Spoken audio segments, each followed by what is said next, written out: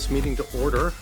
Welcome to meeting number 112 of the House of Commons Standing Committee on Government Operations and Estimates, also known as OGGO.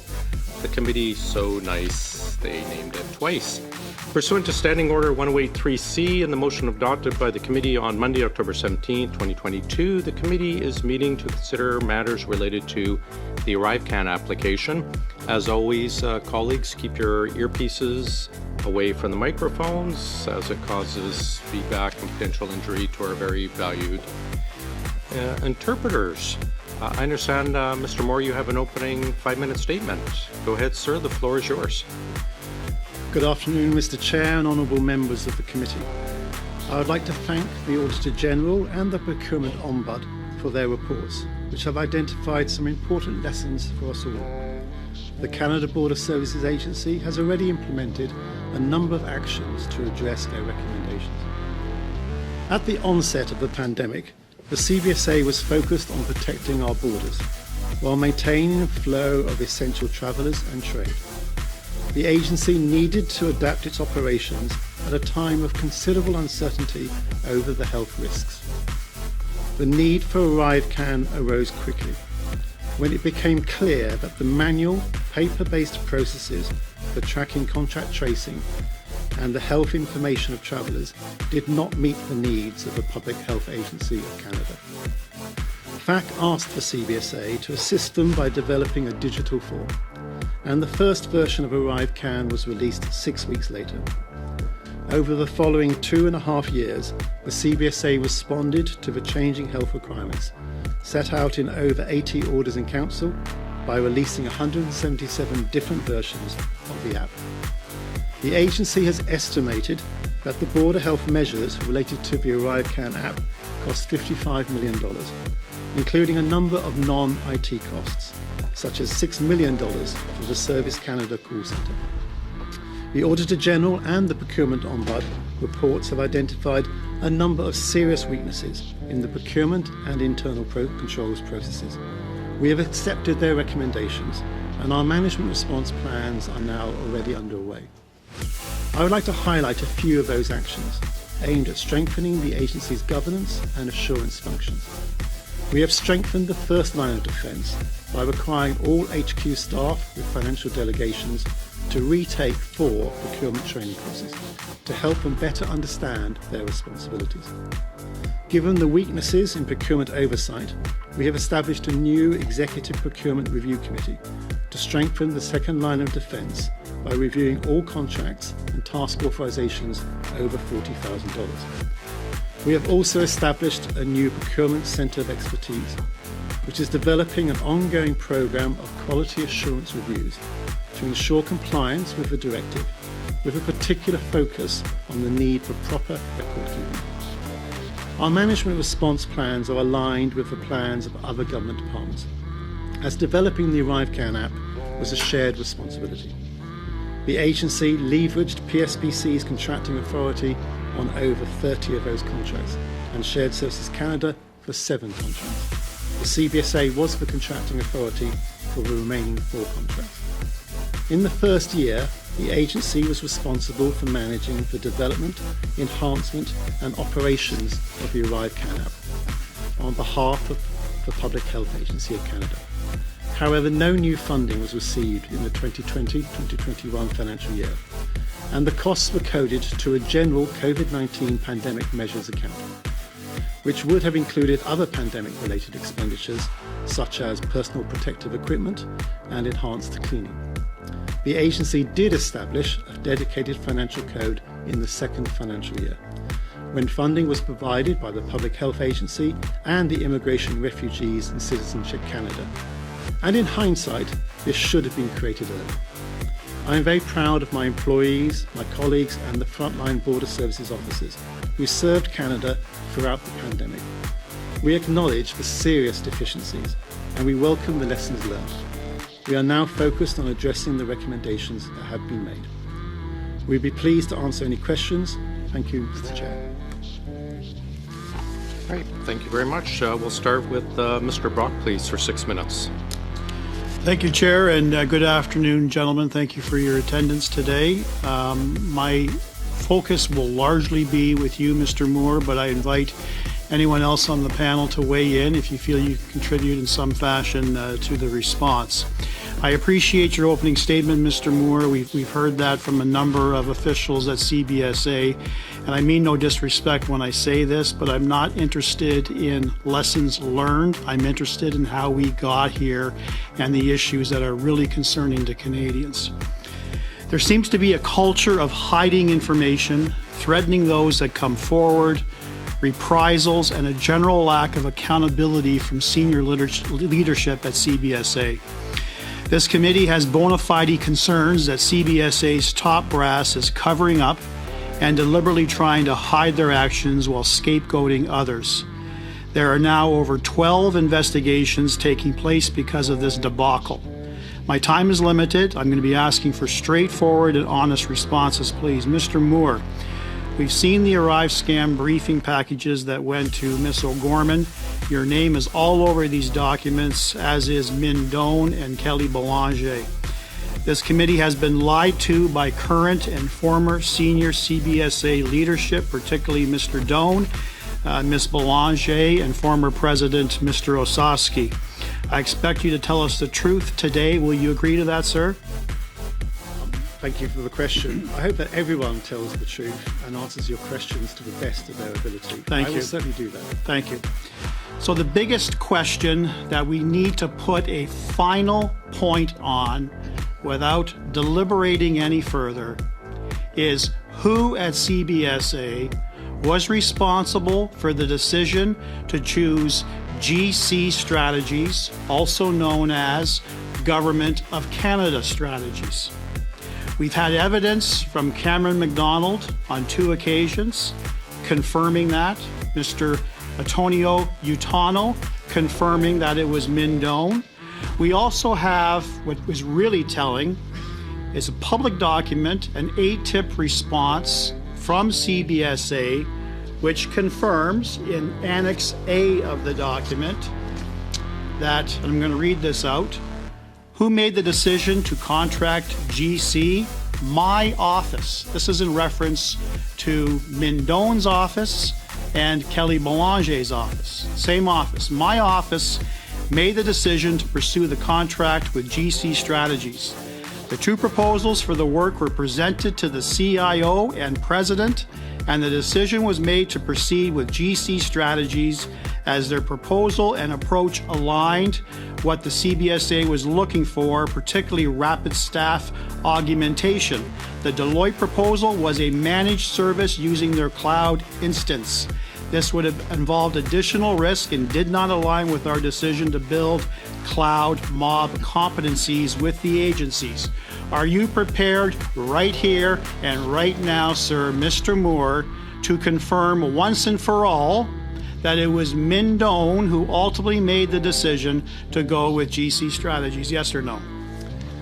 So I'd like to provide some additional clarification for the committee. So there were 2 decisions here. The first decision was how the ArriveCan app would be developed. That decision was a staff augmentation decision. The decision was to keep this in-house in order to develop the app and use staff augmentation to bring in the technical services required. The other option was the managed service approach, which is the Deloitte option. It was decided at that time by the executive committee that the managed services option would not be appropriate because it was unclear what the statement of work would be from the Public Health Agency of Canada. Sir, this is all evidence we've already heard. I don't need you to waste valuable time that I have to repeat that. I'm sure you've been following the committee and you know what the evidence has already led. Will you confirm with me right now, at this point in time, that Min Doan was charged with the responsibility of choosing Government of Canada strategies? So I can confirm once the staff augmentation model was agreed, the ISTB was responsible for putting in place the resources required, whether those be resources from... And was that Min Doan, sir? Yes or no? Was that Min Doan? He was the Vice President of the Information Science and Technology. Was that Min Doan, sir? Yes or no? He was the Vice President, and it was a decision made by... And the Vice President at that time was Min Doan, correct? Correct.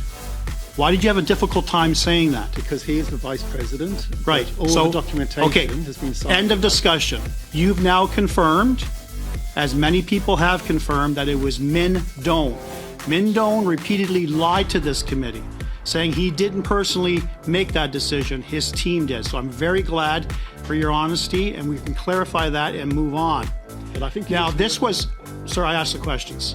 This was such a political hot potato for the government that the Minister of Public Safety at the time, Marco Mendicino, had significant concerns with Government of Canada strategies, particularly with the millions of dollars received. And we now know that they receive upwards to $19 million for their involvement in this particular boondoggle.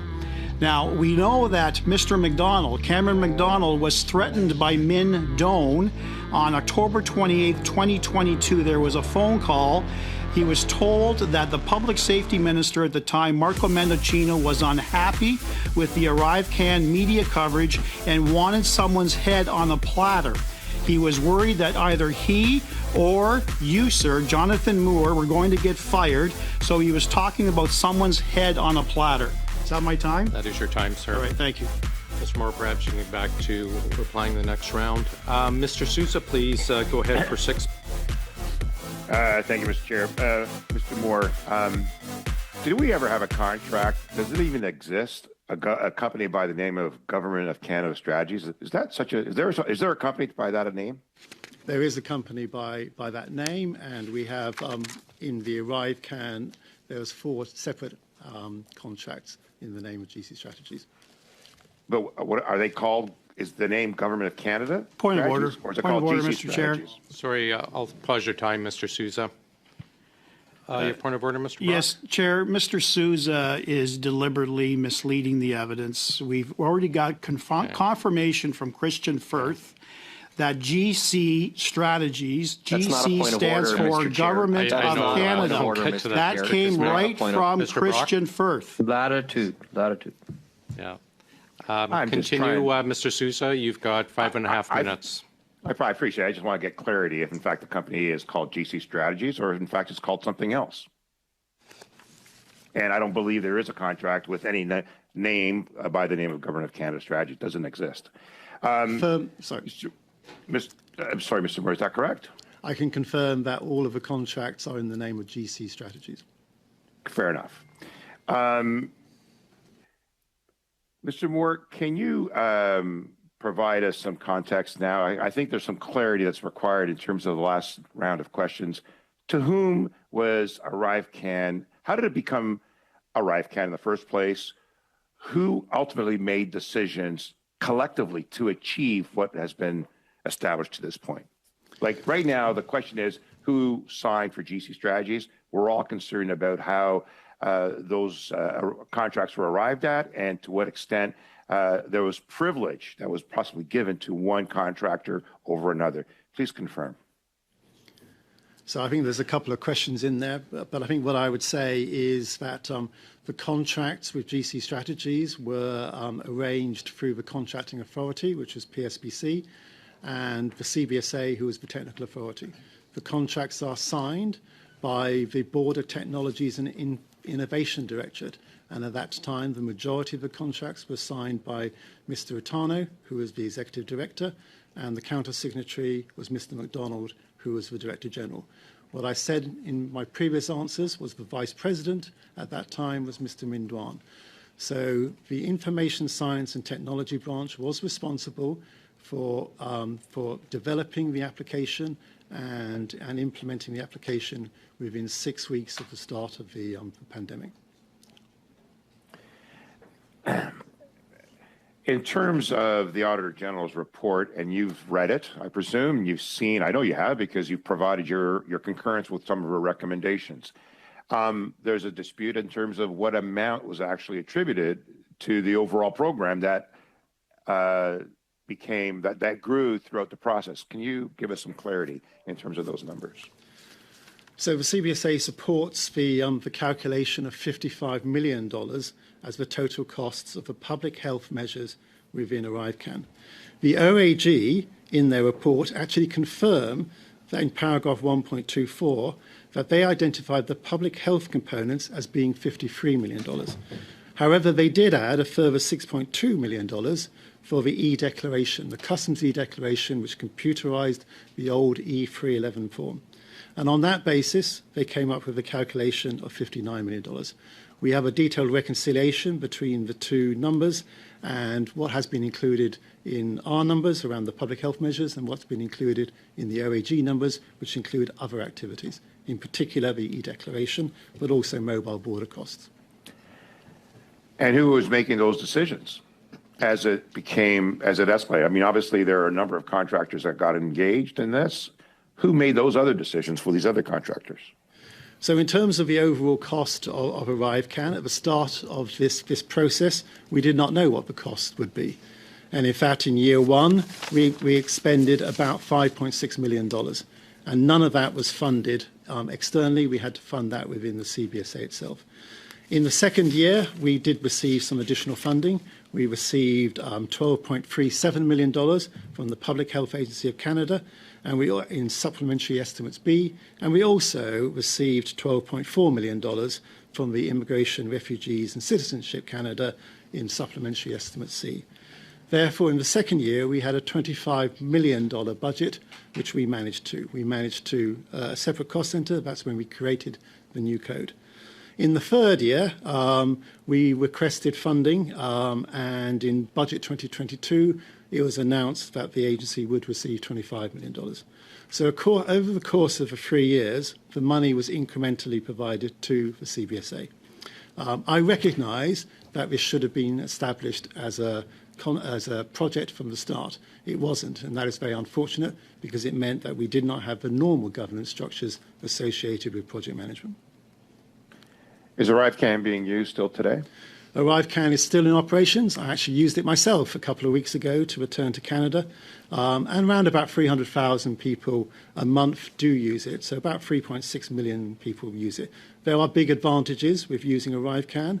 There are now dedicated lanes at the international airports which operate with ArriveCAN, so you can get to the front of the lanes. And also it reduces significantly the transaction time at the primary inspection kiosk. Did CBSA have the ability to do it in-house as you stated earlier? Well, I would say the CBSA did do this in-house. However, they used staff augmentation to assist them. I think one of the lessons learned was we were relying too much on staff augmentation. But staff augmentation is not a bad thing. You need to bring in people who are technical experts, in particular cloud experts, which we may not have in place, but also other experts, in terms of technology architecture, in terms of security, accessibility. So it's not a bad thing to bring in contractors and consultants. The issue here is whether we overuse them. Thank you, Chair. Thanks, Mr. Moore. Thank you, Mr. Sousa. Mrs. Vignola, please, for 6 minutes.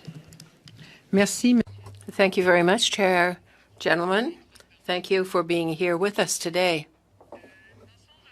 In her report, the AG indicated that the PSPC queried the decision of the PSPC and the CBSA with respect to the proposals that were made. Why were the recommendations from PSPC ignored? And secondly, why did the CBSA accept the recommendations of SPAC because of what was the concern?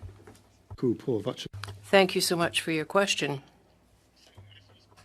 Confirmed, I think, last week by the Deputy Minister of PSPC. These concerns were raised at a Director General level within the Information Science and Technology branch. It is unfortunate that they weren't raised at a wider level. I myself, as the Chief Financial Officer, did not receive any concerns. I think this is one of the key lessons learned. This is the reason why in the new procurement improvement plan, we've instigated the Executive Procurement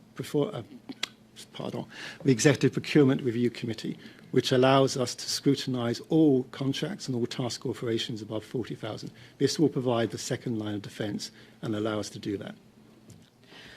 Merci. Thank you. So that means then that the recommendations wouldn't have been applied if you had not been informed about it. Should you have been informed about it? We should have been informed about it. I think PSPC is clear that they did inform the agency, but they informed the agency at the technical authority level. At that time, Alex's team was looking after the CBSA contract authorities, 4 contracts in total. Also, the team were very involved in the acquisition of PPE at that time. Merci beaucoup. Lors des examens des options des... Thank you.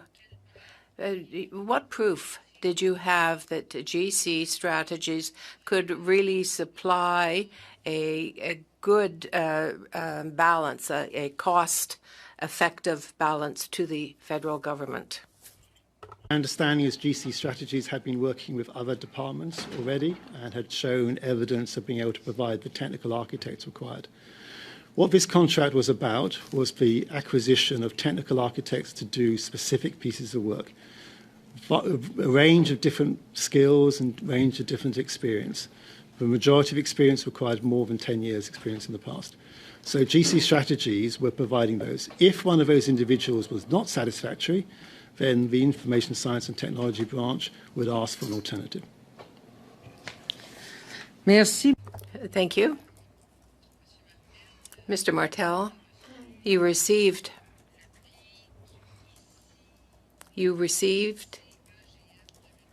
the 2021 prize from ICGM with respect to the ArriveCAN, and I congratulate you for that. Oh, thank you. Thank you. The reason for the prize was the reduction of time that was necessary for processing people arriving. It streamlined it. And also the various control measures took less time. That was very helpful, demonstrated the abilities of the technical people. If necessary, 40 seconds reduction in wait time per person is something that is gigantic or not? Well, you'd have to speak to colleagues from operations, but certainly there are measures that would have an effect on cost. Thank you. Mr. Moore, on January the 18th, Ms. Ogerman told the committee that a better oversight had been put in place. I have 4 questions with respect to that. For how long have these measures been in place? What are the effects of these measures to date? Are they permanent measures? And my last question, these measures that are presently underway for oversight and verifications, for example, the FFC contract with Deloitte, does that indicate the success in the agency? So we have been looking at our and developing our procurement improvement plan over the last 9 months. So our first step in that was to remind individual managers of their responsibilities for procurement. So all individual managers with delegated financial signing authority, over 800 people, were asked to do 16 hours of training. So that's the first thing, just to remind people what they needed to do. The second action was we created the Executive Procurement Review Committee. The first meeting of that was in October, and we are now looking at every TA and every contract. And the third action is we are now implementing a quality assurance review process through Alex's team. Merci, vous aviez déjà expliqué ces étapes. Thank you. You explained the steps, but what is the effect to date? What would you say? The effect is we have much more transparency over all of the actions we're taking on procurement, and we have strengthened first line and second line of defence. This was lacking during the COVID period. Thank you very much. Mr. Bachrach, please. Thank you, Mr. Chair. And as I mentioned in the sound check, I've come down with a heck of a head cold. So if I have to turn off my camera to blow my nose, I hope the folks in the room will forgive me. Mr. Moore and your fellow witnesses, thanks for being here today and answering our questions. I'll start out with one of your statements from today's testimony. You said that ArriveCan was done in-house. And I'm wondering if you can confirm where the intellectual property now resides. Is it the property of the Government of Canada, or does it belong to the contractors that did the bulk of the work? So I'm pretty certain in my answer to this is that the IPR belongs to the Government of Canada, because this is an app which we developed and we are continuing to operate. Okay. If you could confirm that and provide that information to the committee after this meeting, it would be appreciated. There's been a fair bit of focus, Mr. Moore, on who signed the contracts, and I think now we have fairly straightforward answers around the role of Mr. McDonald and Mr. Utano.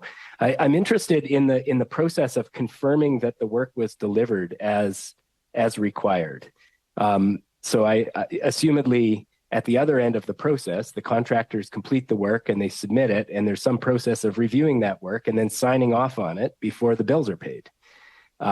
This is my basic understanding of the way that the process should work. Were those same individuals responsible for signing off on the invoices prior to the contractors being paid for the work? So and confirming that the work was done in good order?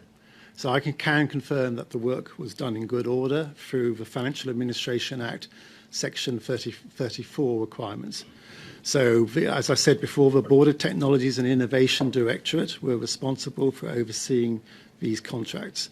They would receive invoices from the contractors, and their job would be to check that the individuals had done that work and they were also of the right technical quality and experience in order to make those payments. So these are delegated authorities assigned to individuals within that secretariat, and those individuals had the training and were responsible for signing off on the invoices to confirm that the work was done. The reason I see you nodding, so I'll take that as confirmation. The reason I'm asking this is because one of the Auditor General's findings was that CBSA approved timesheets that included no details on the work completed.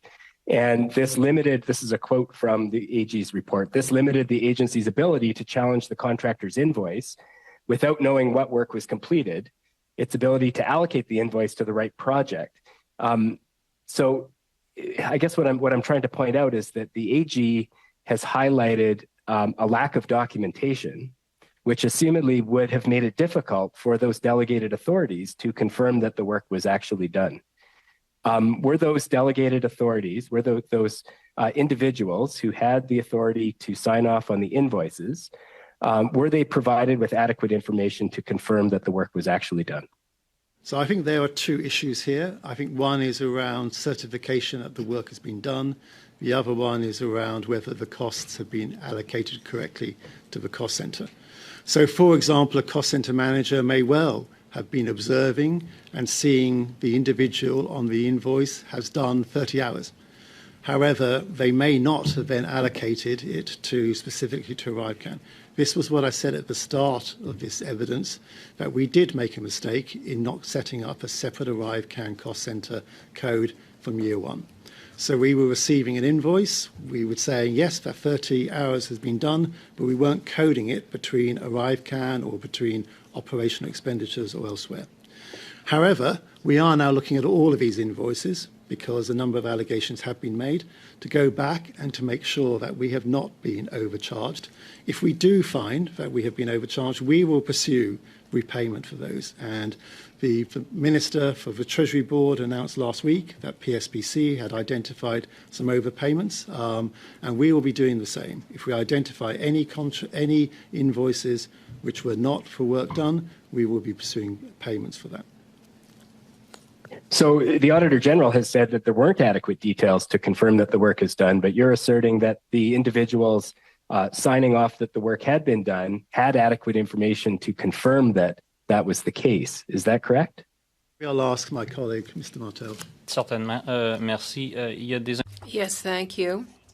There are instructions that are very clear on in the contract with respect to invoicing.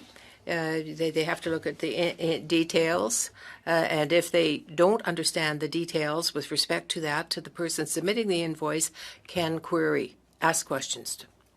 How many individuals at the Secretariat were involved in this process of signing off on invoices?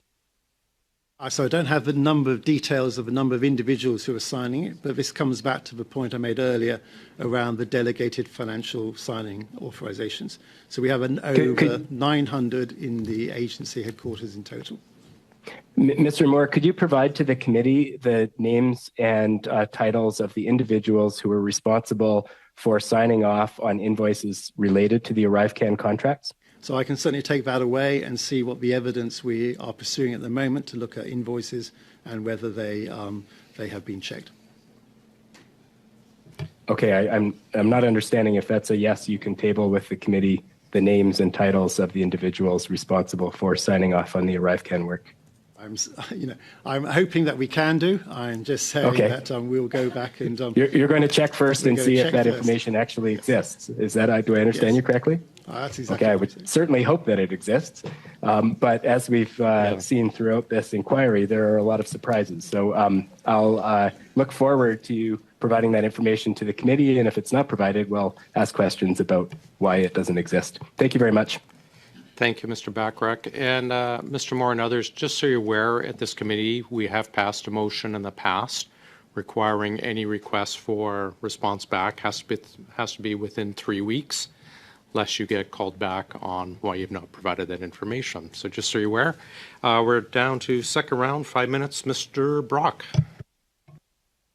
Thank you, Chair. Going back, Mr. Moore, to my last question before I ran out of time, the conversation between Min Doan and Cameron McDonald in October of 2022, that Marco Mendocino was so unhappy with the media attention to ArriveCan that he wanted someone's head on a platter, and that either Min Doan would be fired or you, sir, would be fired. He made specific reference to that.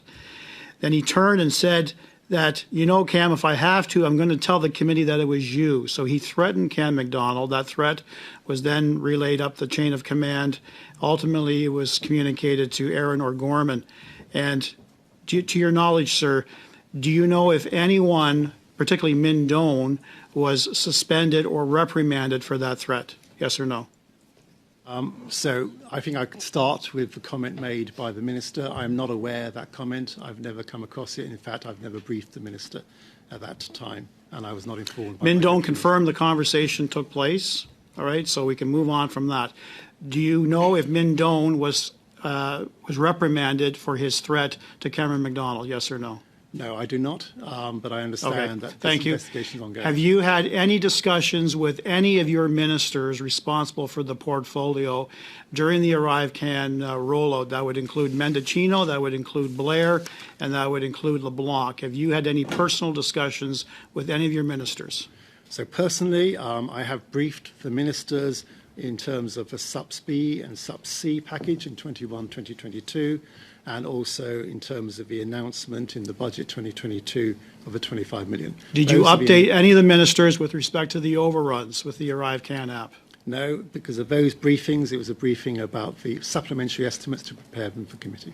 Were you aware of any other senior executive who would have had those discussions? For instance, the president, the deputy minister, or Gorman and Osowski.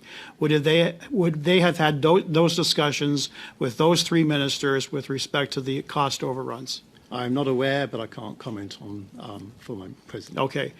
You heard reference to the award that you received for the ArriveCan, which really begs the question, why was the award given in light of the Auditor General's report and the Procurement Ombudsman report?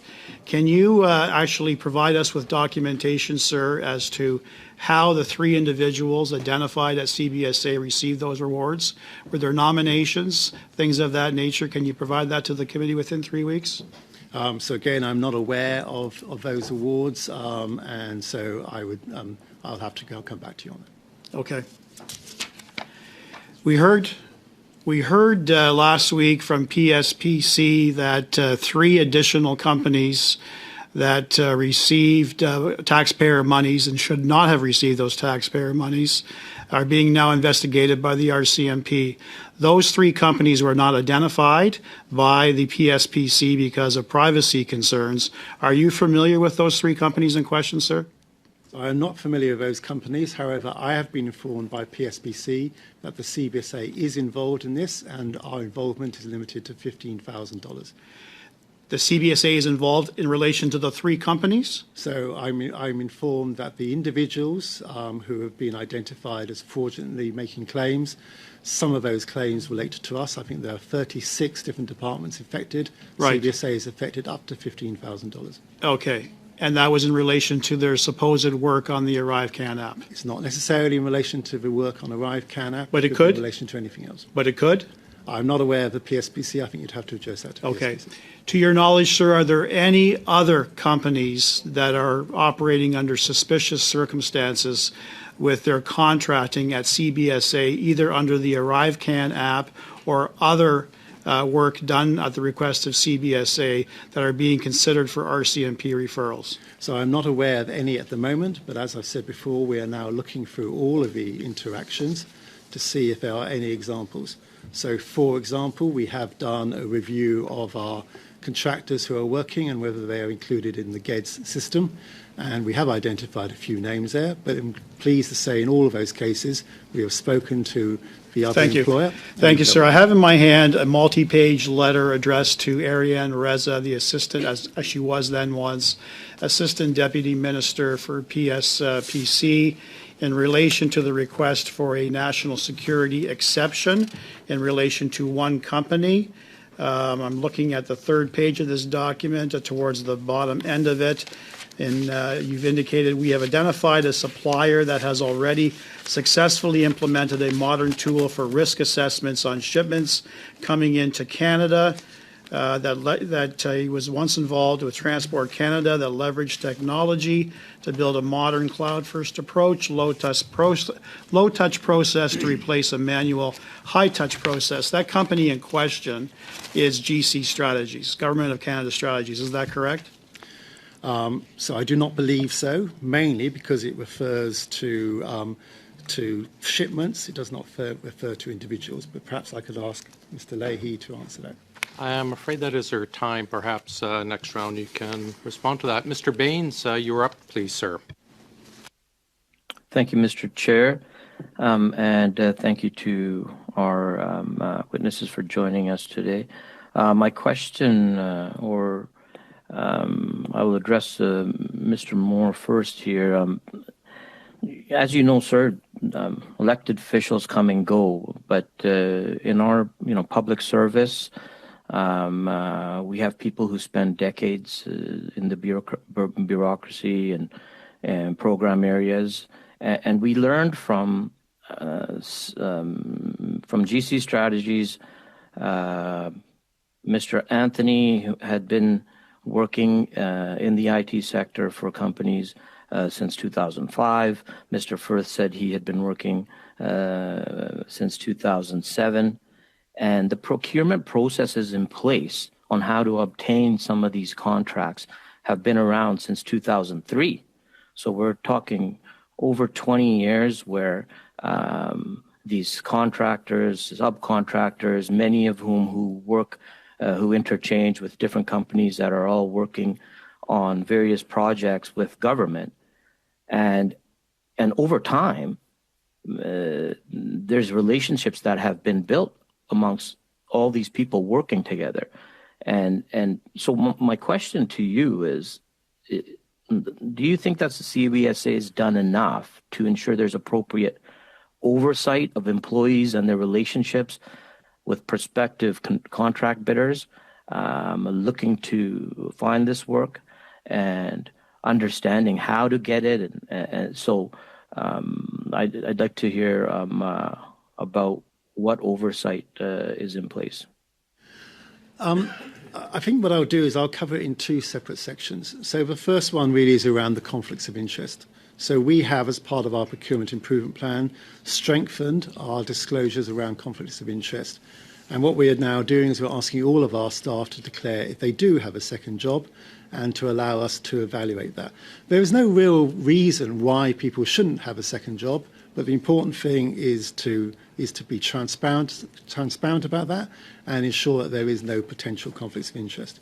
The other area I think you were referring to is the oversight of the procurements and task authorizations. And as I've said before, our procurement improvement plan has created the Executive Procurement Review Committee, which is going to be looking at everything over 40,000. We've already had over a dozen meetings of that, and we're already starting to really strengthen the second line of defence around this. I think the third thing I would say is you're asking a more general question around the Government of Canada's procurement, and I think the Deputy Minister for PSPC did refer to that in her evidence around over 600 staff augmentation companies, really sort of looking to see if we can insource and actually have these facilities, these people in-house. I'm pleased to say that the CBSA has already started to do this. We have set a target of bringing 25% of all contractors in-house to allow us, reducing our level of contractors by 25%. And in some cases, we've actually gone even further than that. So in terms of our Chief Data Officer, I'm pleased to say that they had 75 contractors in April 2023. They're now down to 44 contractors in April 2024.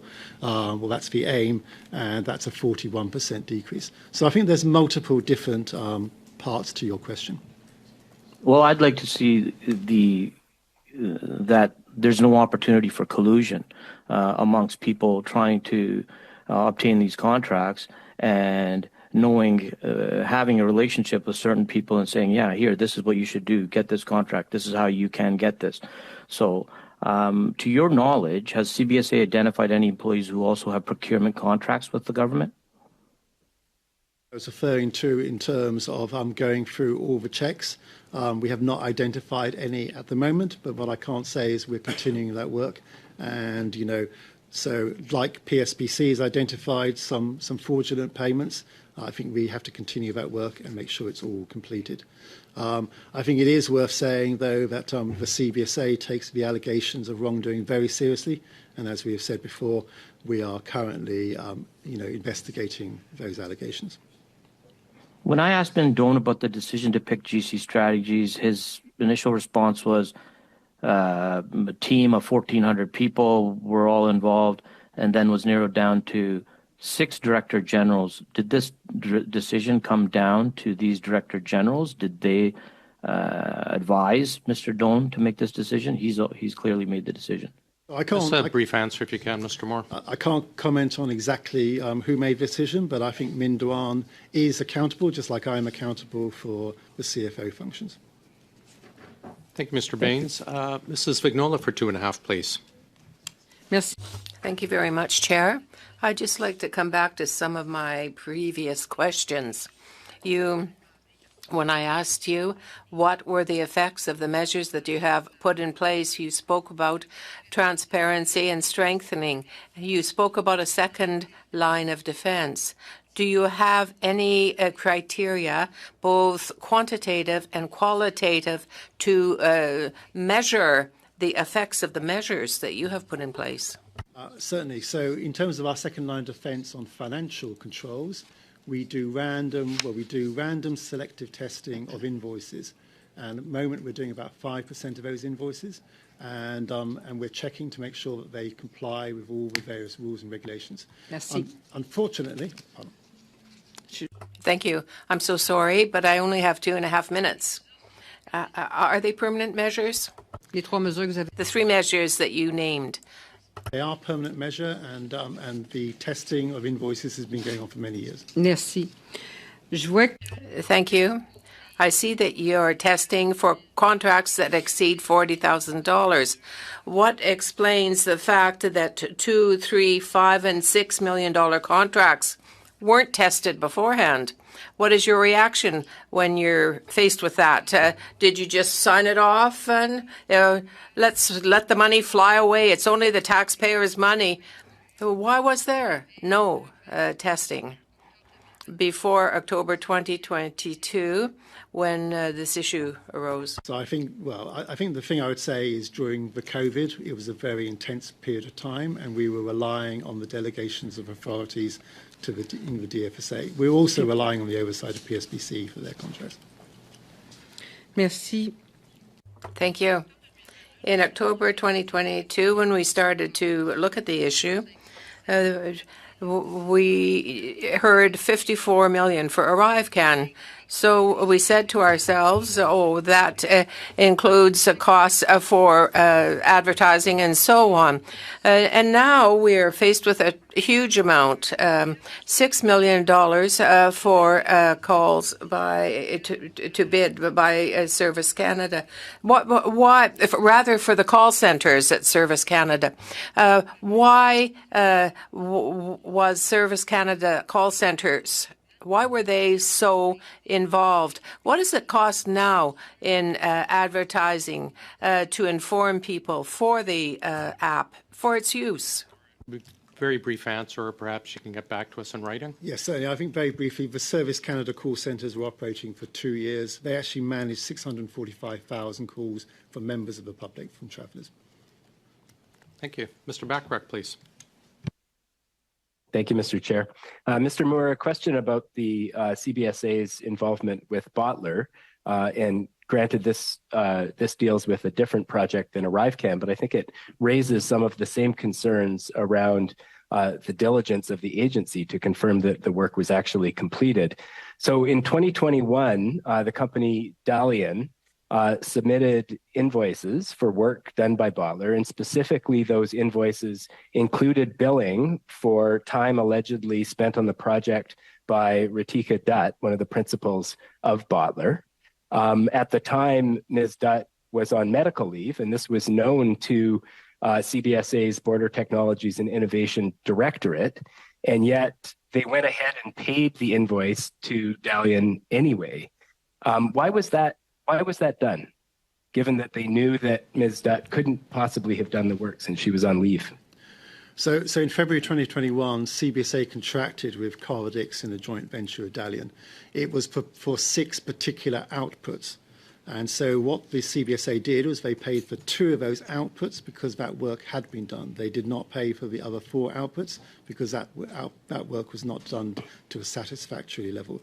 It was not about individuals. We were not paying on an hourly basis. We were paying on an output basis.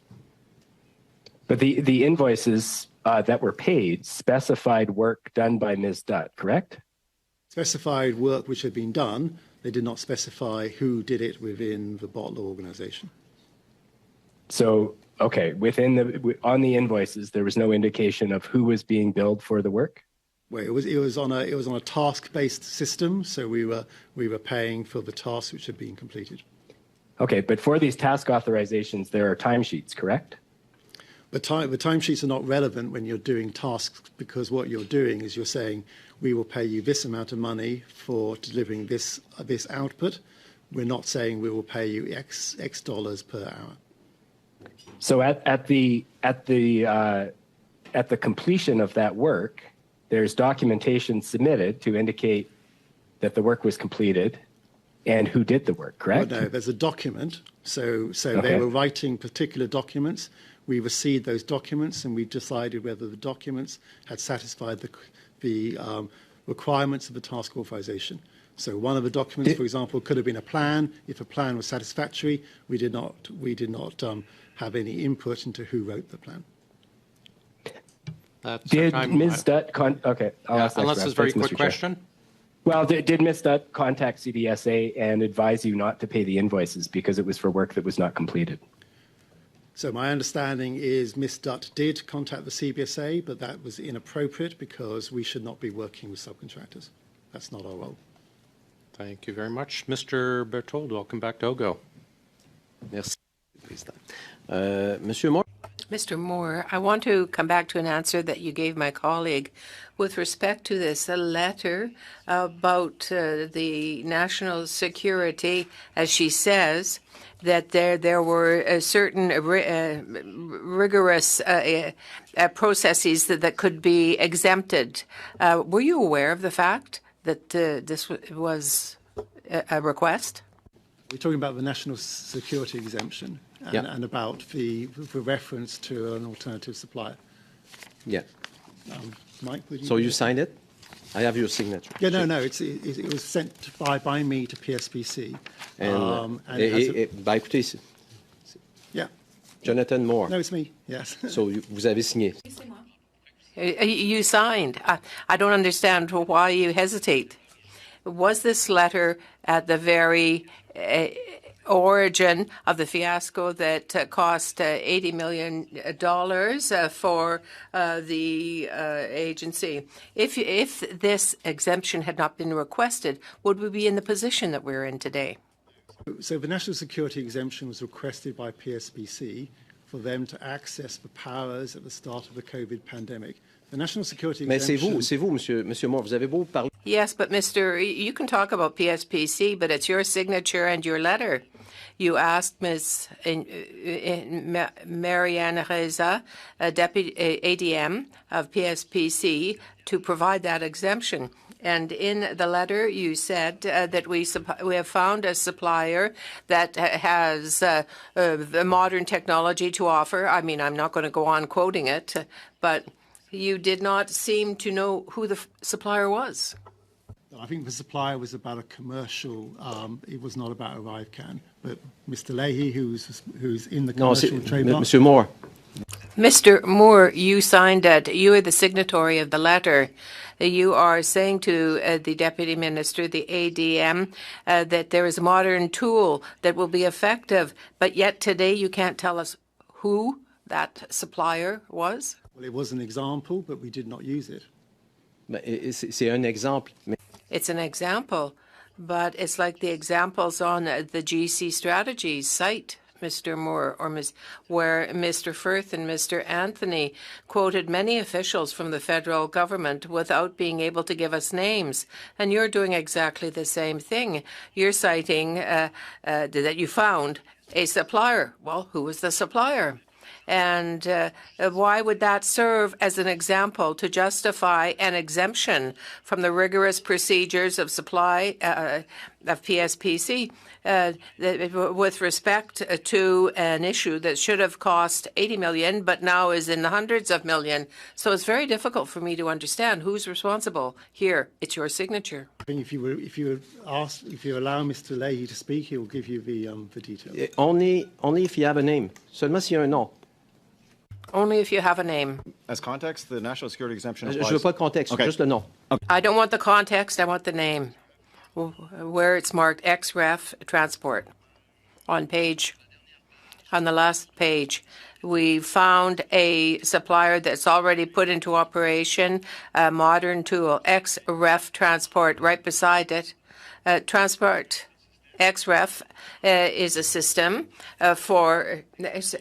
It's XR company. Well, thank you so much for telling me that. It's not complicated then.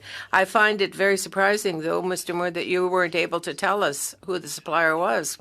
Mr. Moore, is there someone in the entire GC strategy process who would at any moment raised a red flag to you to say something might be wrong? Au fur et à mesure des... During the 176 updates? No.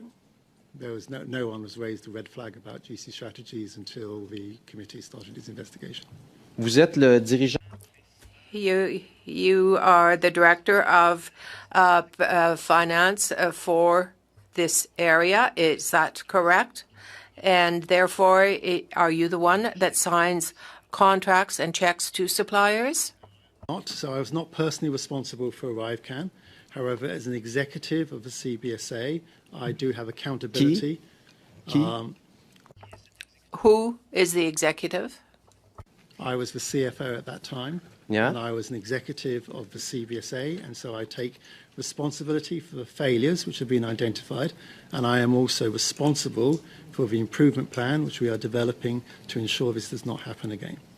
Thank you very much. Mr. Kuzmirchuk, please, sir. Go ahead. Thank you, Mr. Chair, and thank you, sir, for your testimony. I wanted to ask you a bit about the improvement plan.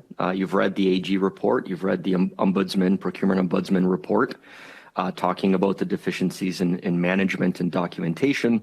And I wanted to ask you, as some of the steps that you've taken, the CBSA has said that they have struck an executive procurement review committee and also a procurement center of expertise. Can you please explain the executive procurement review committee? Who sits on it? What is its role? So we established the Executive Procurement Review Committee, and our first meeting was in October.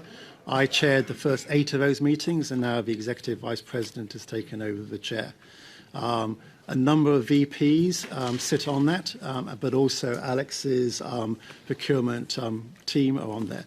And the role is to challenge the individuals who are bringing forward tasks, authorization or contracts, who are the technical authorities, but also to seek assurance from Alex's team that we are complying with all the rules and regulations and the standard operating procedures.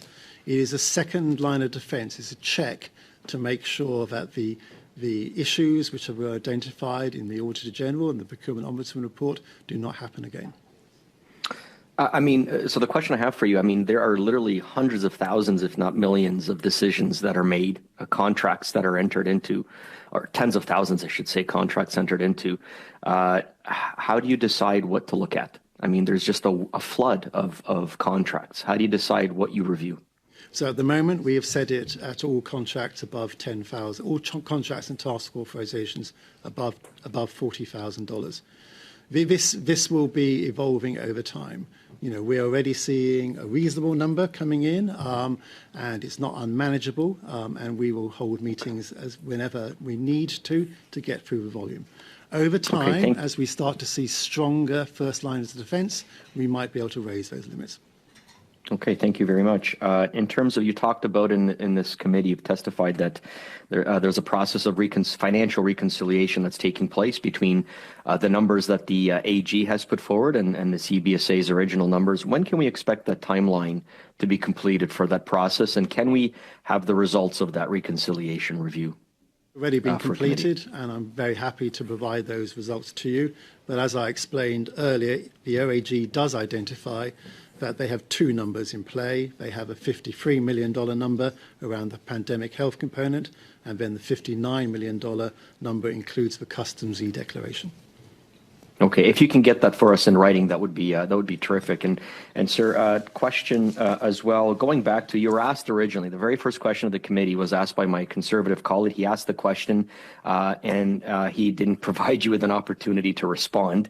But can you tell us, in your words, who made the decision to hire GC Strategies? Can you just provide us, and be as precise as you possibly can, who was part of that decision-making matrix?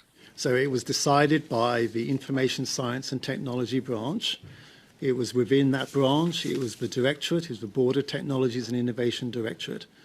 The executive director at that time was Mr. Utano, and the Director General was Mr. MacDonald, and the Vice President was Min Duan. So it was within the delegated authorities of the Information Science and Technology branch who made that decision. Help me to understand, because my colleague was saying that it was Min Doan's decision and singling Min Doan out, but you're saying that Mr. Utano and Minister MacDonald were also part of that decision. Help me understand that. So the signature on the documents shows Mr. Utano as the technical authority with the second technical authority, can't quite get the terminology right, is Mr. MacDonald. They both reported at that time to Mr. Min Duan. Okay. Is it is it shared authority? Is that fair to say, or can we say that ultimately the authority is Mr. Doan's? Well, I think it's shared responsibility, but as I've said before, as the Vice President of a branch, Min Duan is accountable. How much time do I have, Mr. Chair? 15 seconds. Sir, what would you have done differently, looking back? I think I'd had more oversight. I think that's one of the key issues for us. We were incredibly busy, though, and also we were understaffed in a number of different areas. I think it's worth just reminding everybody of what the pandemic was like at the start of this. Immediately, most of our people were sent home. We had to set up home offices, we had to set up new organizational structures, and we had to manage the border.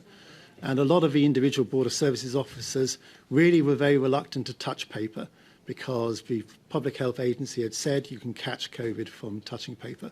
So the necessity to get paperless processes in place was really important. Thank you, Mr. Moore. Mr. Seaback, welcome to OGGO. The floor is yours for 5 minutes, sir. Thank you very much, Mr. Chair. I see that today we actually have some gentlemen at the committee that I'd like to ask some questions about CARM. I see Mr. Leahy there and Mr. Martel, the Director of Procurement. The challenge that I have with CARM is the complete lack of inconsistent statements on when this project began and how much it will cost. To quote Macbeth, it seems like there's something rotten in Denmark. Mr. Gallivan testified at the Trade Committee. This was started in 2010, and it was a $370 million project. In the Gazette Part 2 that just came out on March 13th, 2024, this government states that in 2014, CBSA began the design and implementation of the CARM project, and the CARM project is a $526 million point of order, contract. Mr. Seaback, I'll stop the clock. Mr. Point of order. Thank you. Thank you, Mr. Chair. Sorry, I think. Thank you, Mr. Chair. And again, I don't mean to interrupt my my honourable colleague's train of thought, but I just wanted to know the relevance here. This is the ArriveCAN study, and we are looking into ArriveCAN and not CARM. And so I just kindly would ask my colleague to establish the relevance to the study on ArriveCAN. Thank you. I actually see the relevance, so I'll allow to continue. I think we heard from witnesses that Deloitte, which is running CARM, was messing up CARM and therefore was in the penalty box, which led to us getting GC strategies. So I do appreciate your point, but I do see the link. Go ahead. You've got 4 minutes and 4 seconds. Point of order, Mr. Chair. That just I do apologize, but that is such a tenuous thread, if I could even call it that. And again, we're here on a constituency week. May I remind the chair to study ArriveCAN, and I prefer us to focus on ArriveCAN. And again, what is the link to CARM? I don't see it, Mr. Chair. I don't see it. Well, the link is the contracting irregularities that took place in CARM, and therefore Deloitte was allegedly put in the penalty box, which is how we end up with GC strategies. So the link is pretty direct, and exploring how we got to GC strategies through the problems with CARM might illuminate the committee with respect to this study. Yeah, I'm fine with that. Go ahead, Mr. Seaback. You have 4 minutes and 4 seconds.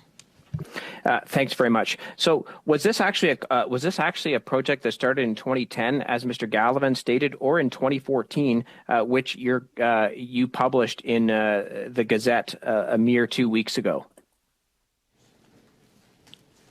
So maybe if I can just deal with the penalty box. So I'm not aware of anyone saying that Deloitte were in the penalty box. And it is worth, identifying that Deloitte worked on us for a number of other things as well.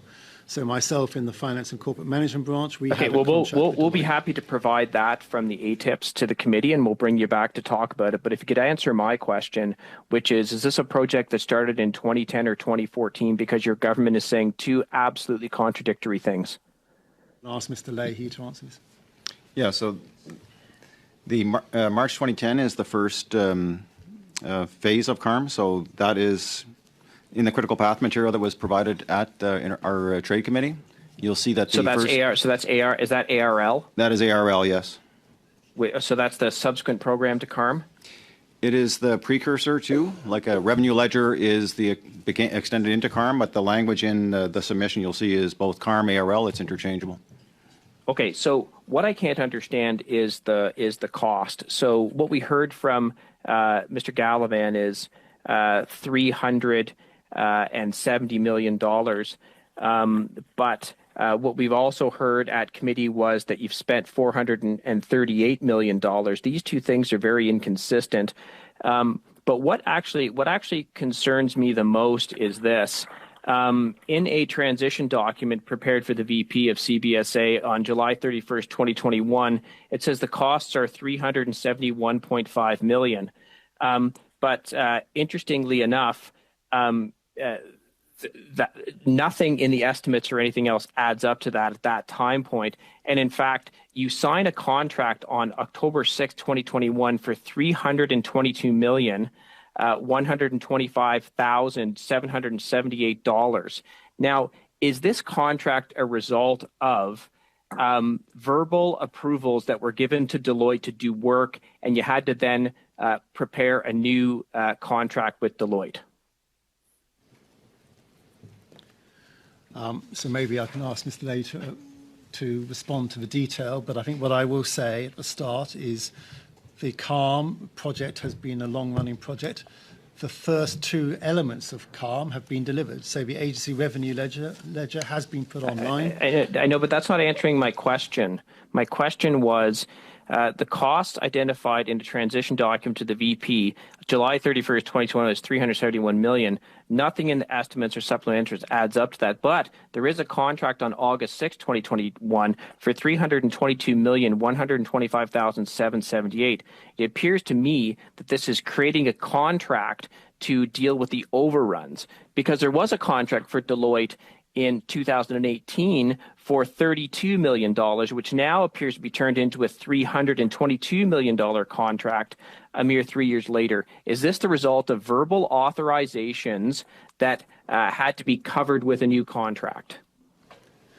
So again, I'll say we did not come prepared to this committee to answer questions on CALM. We're very happy to bring back the detailed information, unless Mr. Leahy can answer now. I can say definitively it wasn't based on a verbal contract, if that was the question. So verbal approvals for work that lead to the necessity of a new contract. That is not the case. So I think the evidence that we're bringing forward from our trade committee will demonstrate the history and bring clarity, hopefully, to the question you raised about the lineage of this of the contract. So that material is coming forward to committee. Thank you, Mr. Lay. Thank you, Mr. Seaback. Mr. Sousa, please, for 5 minutes. Yeah, thank you, Chair. Mr. Seaback, when was, just following up very quickly on CARM, when was it first developed? I think this meant for you, Mr. Lay. For me? Yes. So the initial funding allocations came in March 2010. And when was Deloitte awarded the first contract for the project? There were two small contracts around that activity, and then the major contract was in February 2018. But the initial two contracts to begin work on CARM ARL, I don't have the precise dates in front of me, but they were awarded around the March 2010 timeline. So was the majority of the project funding allocated before October 2015?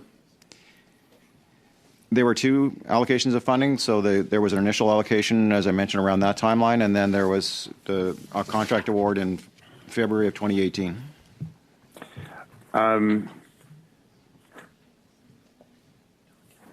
Out of curiosity, how much expected loss of revenue would exist as a result of CARM's delay? Like I know you have an estimate why CARM exists, and they're expected to capture some funding. Any idea? A rough estimate would be about $3 million a month. Okay. Mr. Moore, post-pandemic now, new normal, changes are being made. Do you still see poor record keeping happening on any other projects at this point? Recognizing some of the issues that have arisen from both the Ombudsman and the Auditor General? So I think knowledge management and record keeping is always going to be an issue. I think it's an issue around the world in terms of how you ensure that you have the right records, especially post-COVID, which I think impacted as particularly. So we are definitely putting in place ways in which we can improve our record keeping, and I think the good example of that is the Procurement Review Committee is going to be completely minuted, and all the records will be kept centrally by the governance unit. A lot of suggestions about interrelationships between prospective contract bidders and relationships with employees. Do you think CABSA has done enough to ensure that appropriate oversight is being taken in this respect? Important to say that if a contractor has worked on developing an RFP, then they are precluded from bidding for that RFP. That is part of our rules and our regulations. So if we find that the investigation says that there's evidence behind that, then action will be taken on that. That is not acceptable. The only time you can use a contractor to help you develop an RFP is if it's a technical requirement, and then the individual who helped you or the company who helped you have to preclude them from bidding on that contract. Have you been approached by RCMP? I have not been approached by the RCMP. You're aware of the reviews, obviously, being done internally in respect to these issues? I'm aware of the reviews being done internally, and the Security and Professional Standards Directorate do report to the CFO. However, for reviews of executives, all of the reporting is done directly to the Deputy Minister, the President, and I am not being party to any information on those investigations. Have you ever felt pressured by elected officials in respect to these files? No, I've not experienced any pressure from elected officials, and actually, as the CBSA, our minister is the Minister of Public Safety, and I very rarely see the minister unless it is about supplementary estimates or main estimates. And the code of conduct amongst you and your team is very clear? So the CBSA has a very clear code of conduct, which is always kept under review and will be updated. But also we have the overarching public safety ethics responsibilities as well. How many contracts a year does the CBSA undertake? So maybe I can ask Alex Martel to answer this. About 1,500. About 1,500 a year. Yeah. A year. And in respect to this, the issue around the ArriveCAN component, there is some discrepancy still about the costs. And you mentioned two different costs, one in regards to the immigration component of it, one in regards to the support for the pandemic. Can you elaborate a bit further on this? So there are two elements to ArriveCAN. So if you look at, well, certainly on my mobile phone, I still have the ArriveCAN app. I've used it a couple of weeks ago to return to Canada. One of the things the Auditor General did point out was the benefits that ArriveCAN is now ongoing. It's still ongoing. The work we have developed during the public health testing stage is now available for us to use for the advanced declaration. Thank you, Mr. So the discrepancy in the cost? Yeah, I'm sorry, that's our time. Unless you have a very quick question that you can respond in writing to, Mr. Sousa? No, it's okay. Thank you, okay, Mr. Chair. Thanks. Mrs. Vignola, please. Merci, Monsieur le Président. Thank you very much, Chair. Mr. Moore, the measures, those three measures that you put in place, are they being applied for existing current contracts? For example, the management of resources for the CBSA. They are being applied to all contracts. The only exception is CALM, which is being managed by the Executive Committee directly. There's a subcommittee for CALM. Donc, GCRA. So CARM is not being, managed. But by a separate committee. Faire connaître l'application, add other important characteristics for the app, make people aware of the app. That's what Madame La Douceur said with respect to a question put to her by a journalist, rather. So you have to better understand the app to be able to better use it. So it's about 300,000 people monthly who use it, but that's 13% of the totality of travelers, which is quite a lot between you and me. So how are you going to get it better known? What will it cost?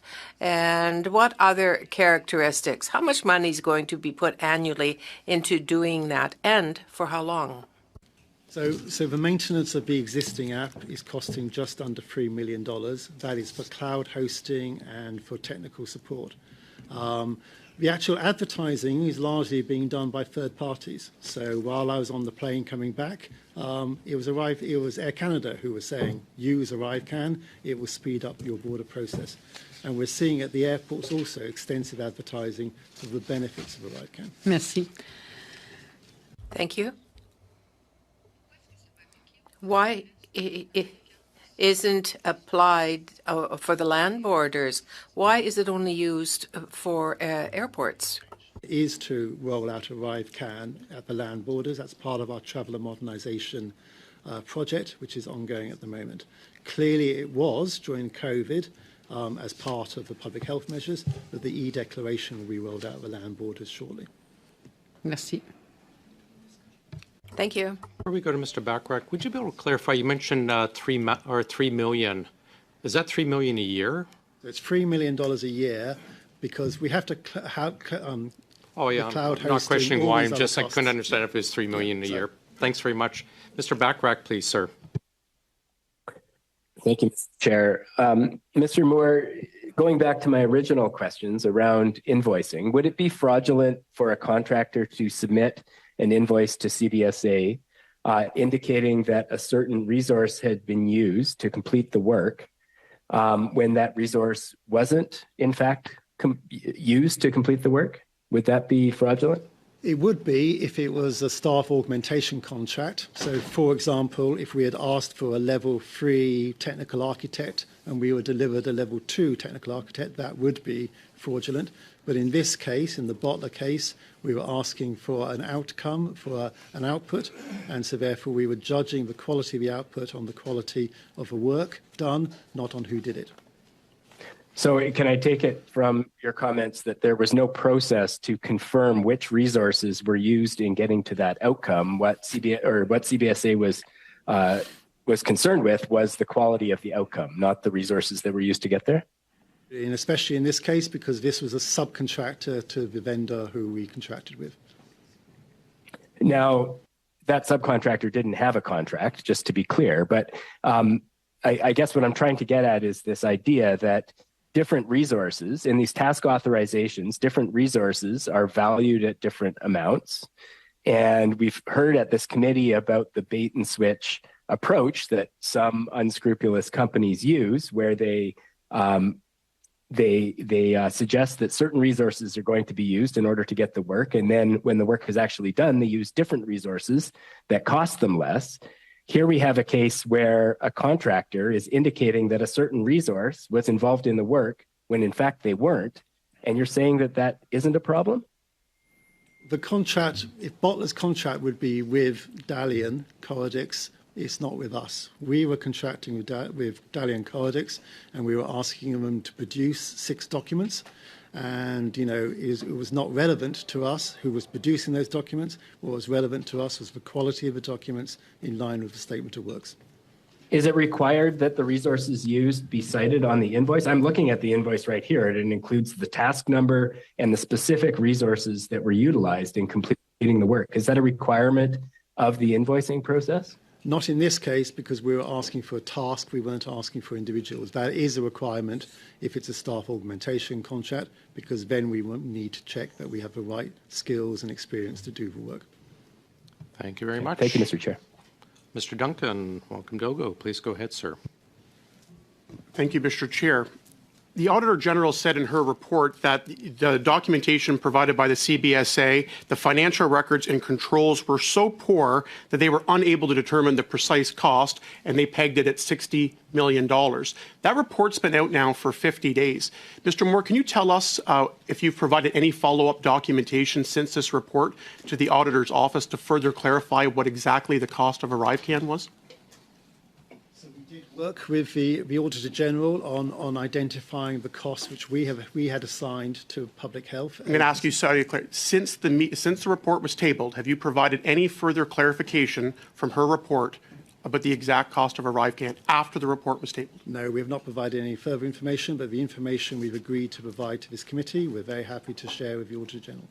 So it's been 50 days, and your work was frankly shredded by the Auditor General and said the number has not been clarified, can't even get an exact number, and you've not provided anything in 50 days to clear up any of the misperception or actually get a firm number. Well, as I've said before, I don't think it's possible to get a completely firm number because in the first year we did not have a separate accounting code.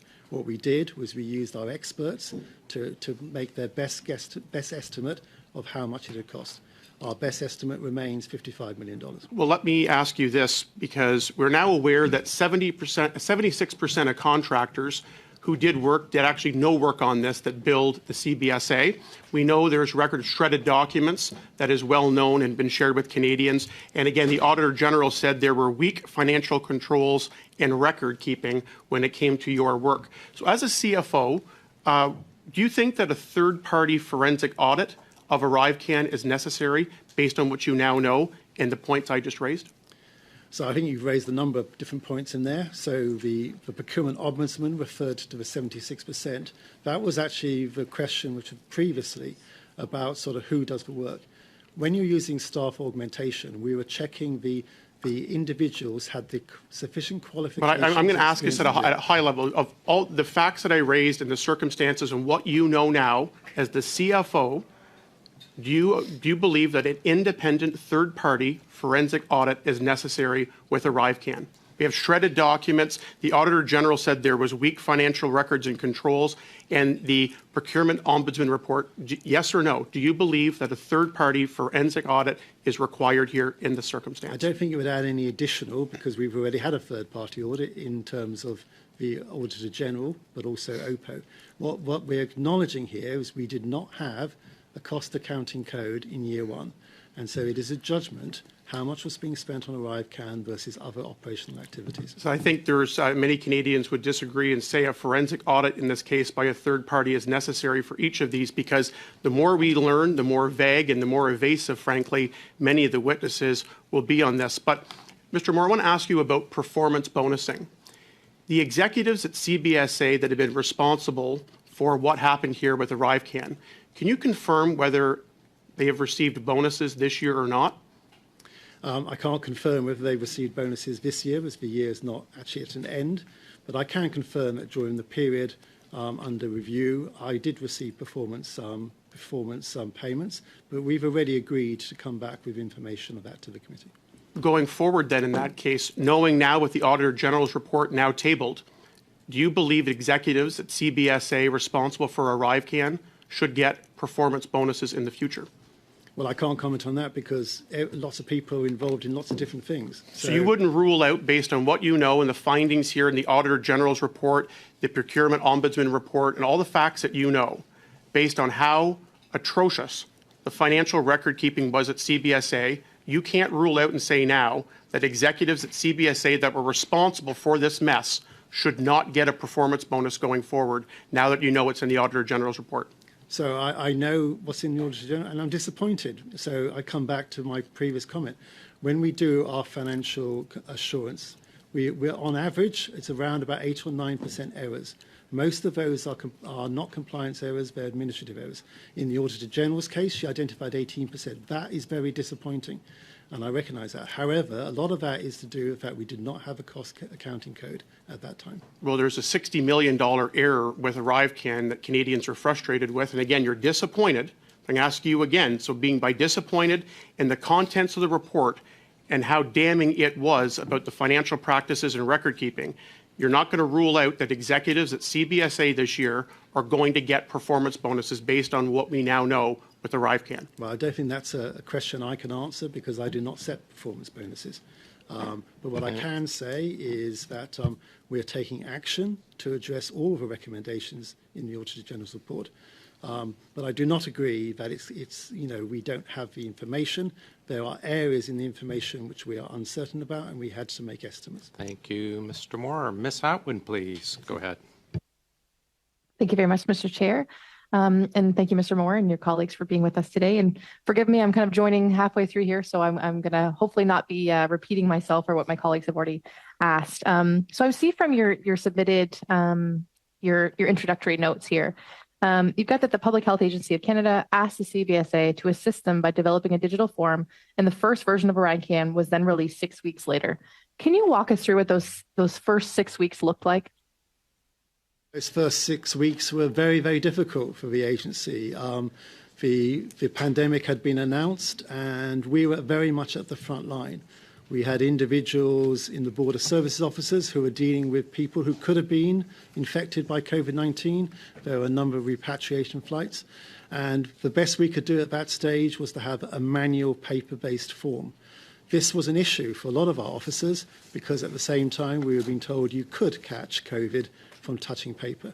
So it was an urgent matter to get this form digitized. And, you know, when you look at sort of value for money, the paper-based system was around about $3 per unit, whereas the ArriveCAN system is about $1 per unit, so $1 per traveller. So that was more efficient than the paper-based system. It was actually also much more effective than the paper-based system, because the paper-based system had to be sent off. It had to be coded into the records, and it then had to be provided to FAC, who then provided it to municipalities to actually follow up on the quarantine. The Auditor General, in her own report, identifies that it was more effective to use ArriveCAN because they could get that information before the end of a 14-day period, where on the paper-based system, it was taking up to 3 or 4 weeks to get that information. So I think it is worth bearing in mind the sort of the effectiveness and the efficiency, but it was a very difficult time for all of us. Also, very quickly, a large majority of our employees were sent home to work from home, which was a new thing for lots of us. So yes, I would say at the start of the pandemic, it was a crisis situation. We were working incredibly long hours, and during that time, I'm sure we made mistakes and we should learn from those mistakes, but it was a very stressful and difficult situation. Thank you very much. I certainly remember that time. You know, we were told to even wash our groceries, for example, or wear gloves to pump gas. So it was certainly a time of uncertainty. So in the next piece here, it mentions, so following the 2.5 years after the fact, CBSA responded to the challenging health requirements as they were coming at you again, kind of drinking from a fire hose. And through over 80 orders in council, there was released 177 different versions of the app. Can you just kind of, I mean, each one I wouldn't ask you to explain, but what predominantly were some of those changes with each one of those iterations of the app? So when we set up our governance structure in the pandemic, we set up two separate task authorization areas. So I was responsible for the internal task force, and one of my colleagues was responsible for the border task force. All the ArriveCAN was done through the border task force. This is mentioned in the Auditor General's report in 2021. It was then a partnership at that stage between FAC and ourselves and a number of other government departments. So those decisions were being made at the, minute by minute. I was not part of those decisions. I was running the internal task force, which was more focused on the activities of the organisation and the health and safety of our officers. But it was a very dynamic environment, and my understanding is things were changing very much at the last minute, and then that had to be coded to allow us to update ArriveCAN at the time. It was very complex, it was very difficult, and hours were being worked, very long hours were being worked. Thank you.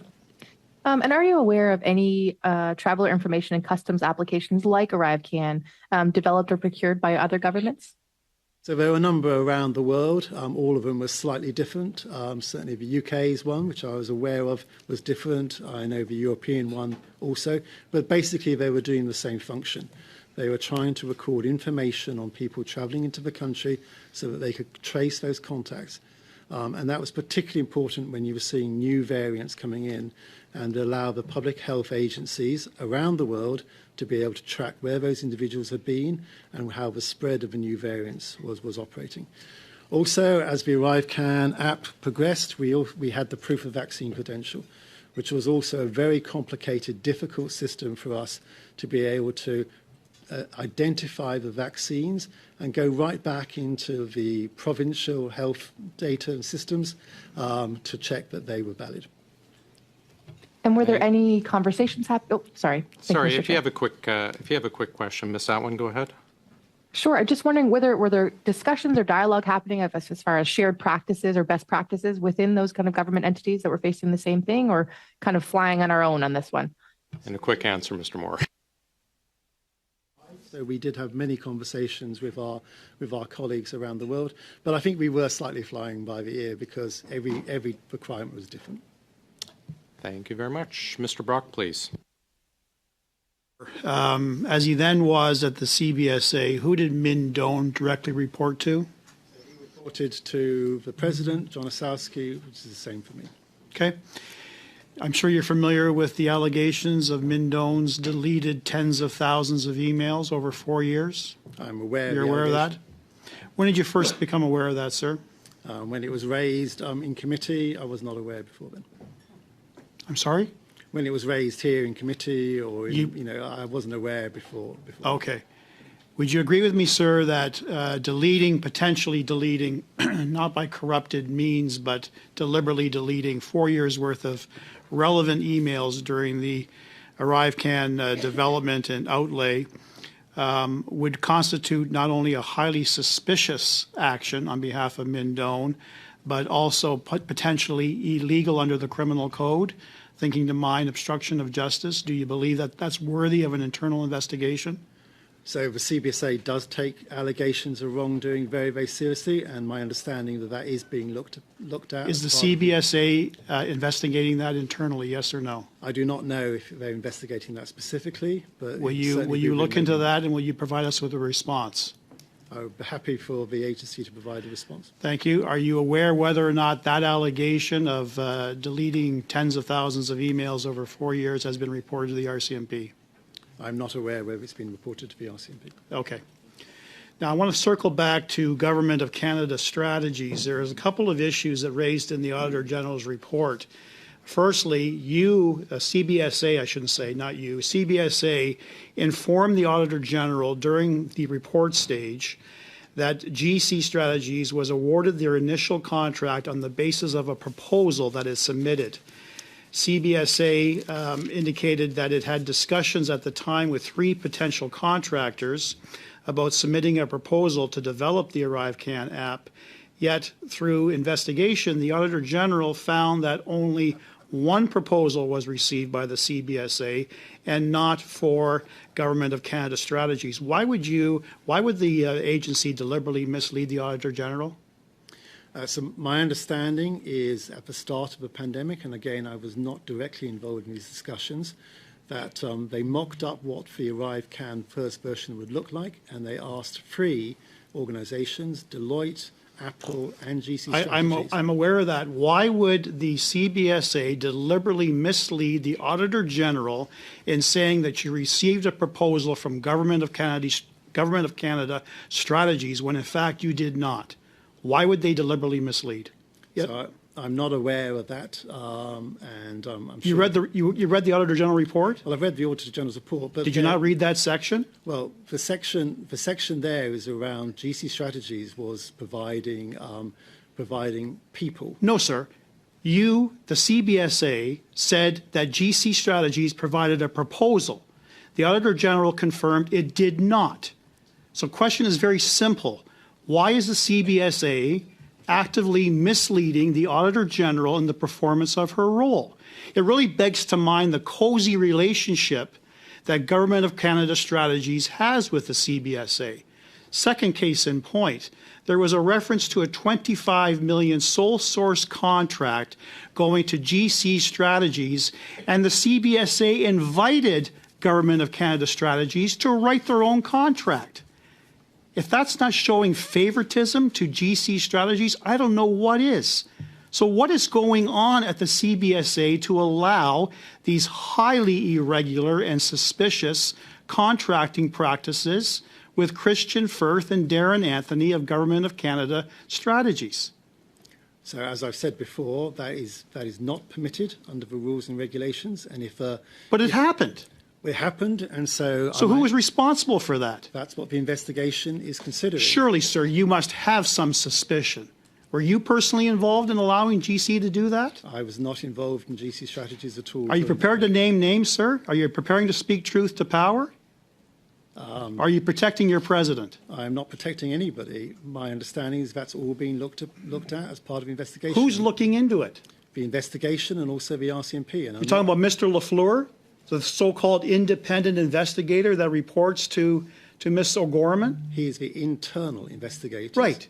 Just like he's not independent. And the RCMP are independent, and they're also looking at the RCMP is independent. I am not aware of how the status of that. What I am aware of is, it has been longer than our normal standard operating procedures. So our service standards are 120 working days to complete an investigation.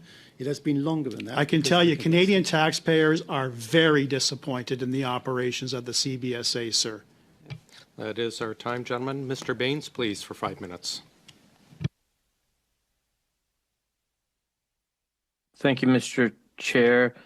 And my question to Mr. Moore is, I was asking you about, I believe we ran out of time. I wanted to ask you about Mr. Doan, about his the decision to pick GC Strategies. His initial response was a team of 1,400 people made this decision, and then when asked, he narrowed it down to 6 director generals.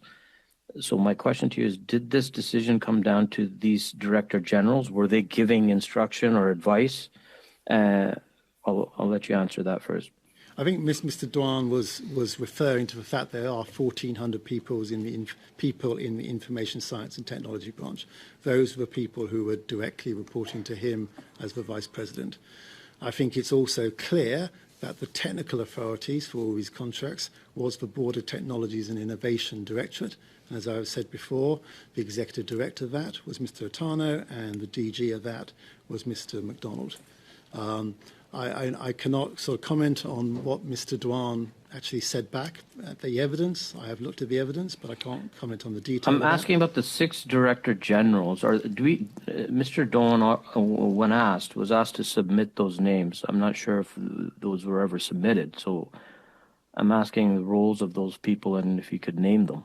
So I think we can go back and check to see whether the names were, but he was referring to the director generals who report to him.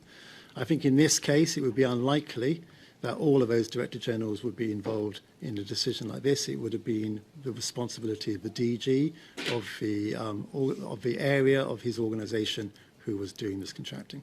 Would you be able to submit those names of those 6 director generals? We'd be very happy to submit the names of those if they have not been already submitted. Okay. When examining options for suppliers, what evidence was CBSA relying on that indicated GC Strategies could provide the federal government value for money? So again, in the evidence given last week by Public Safety, PSPC, they were on a TBIPS, so they were already a qualified vendor, and that was confirmed by PSPC. In terms of value for money, in terms of contract, that's part of the contract authority's responsibilities. The technical authority is responsible for the statement of work and the technical ability of the contractors to do that work. So I would refer back to PSPC for any questions around the value for money from the contract authority. On the issues identified by the Auditor General, Procurement Ombudsman, the report's the result of shortcomings in the directive on the management of procurement, or rather the guidance to managers about that directive. What's your view on that? This is one of the reasons why we have asked all of our delegated managers to do the 4 training courses in order to remind them of what their responsibilities are under the Procurement Directorate. It's also around our other procurement improvement plan activities. For example, the Executive Procurement Review Committee will also be checking that we are complying with all of those rules and regulations.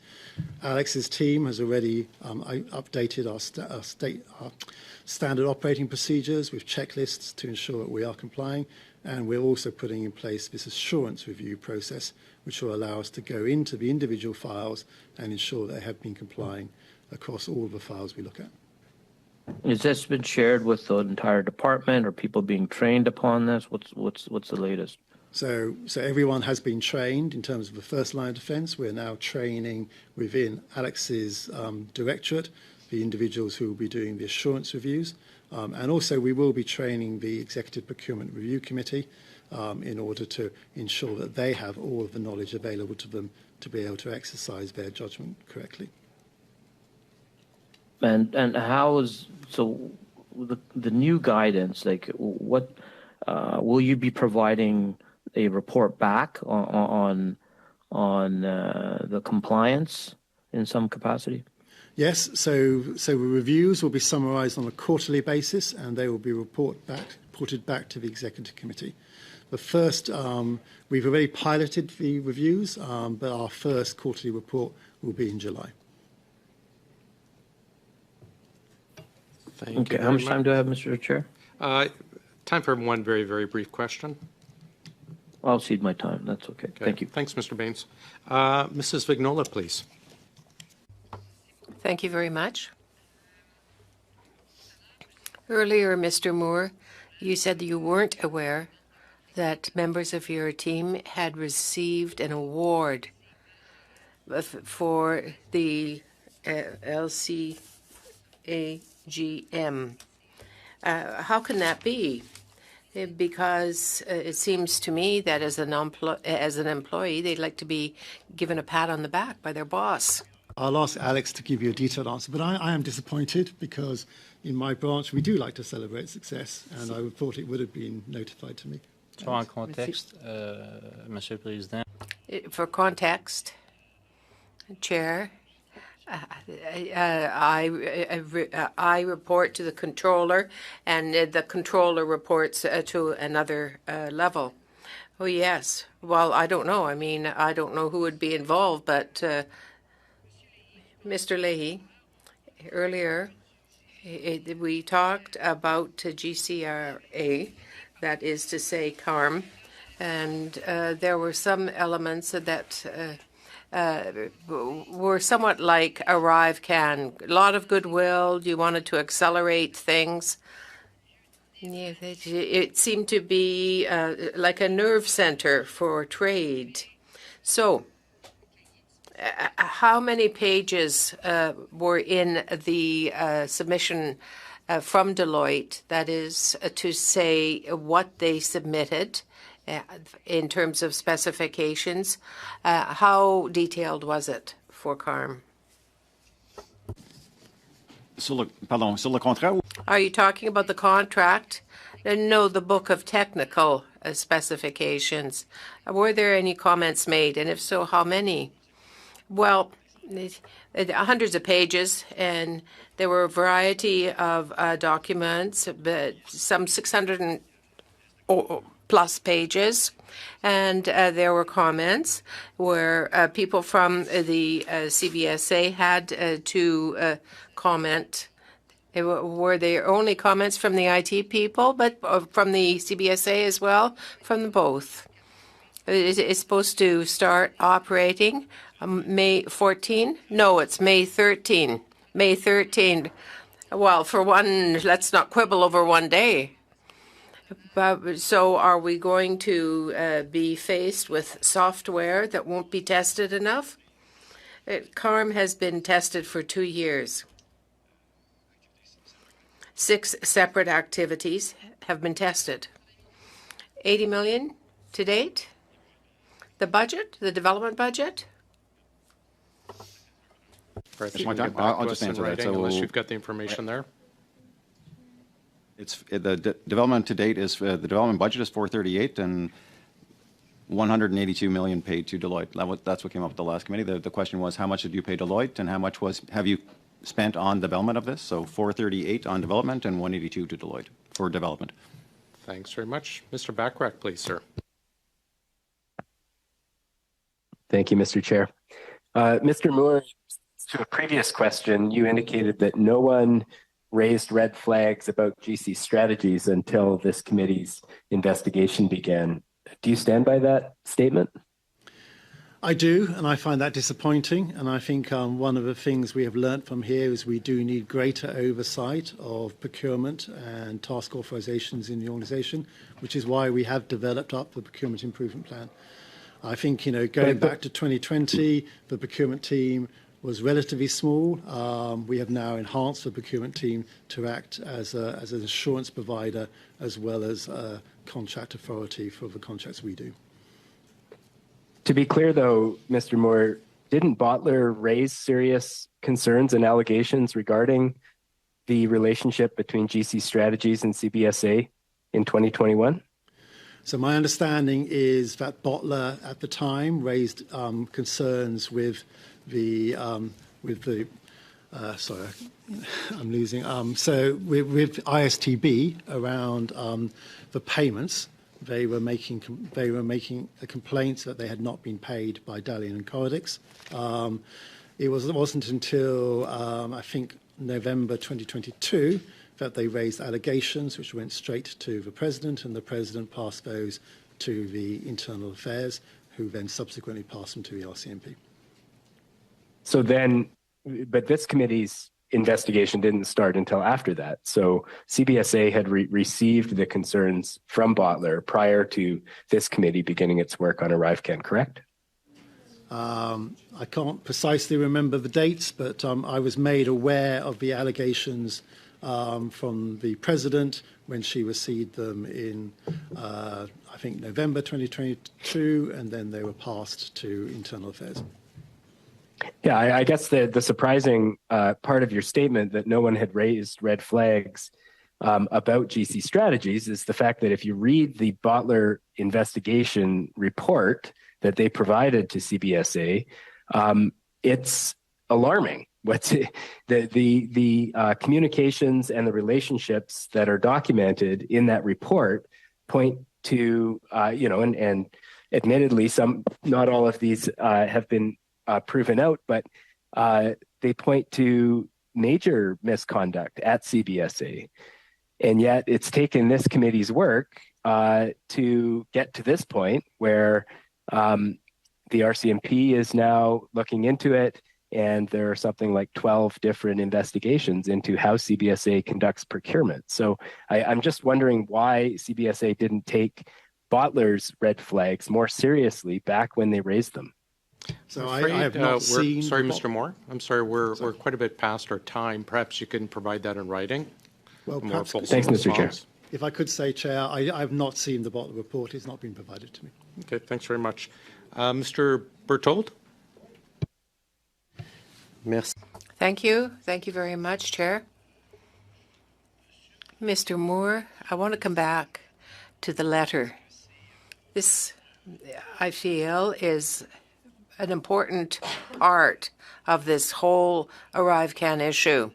The letter that you sent to Madame Reza with respect to the exception that should be made for national security. There's no date. When was it written?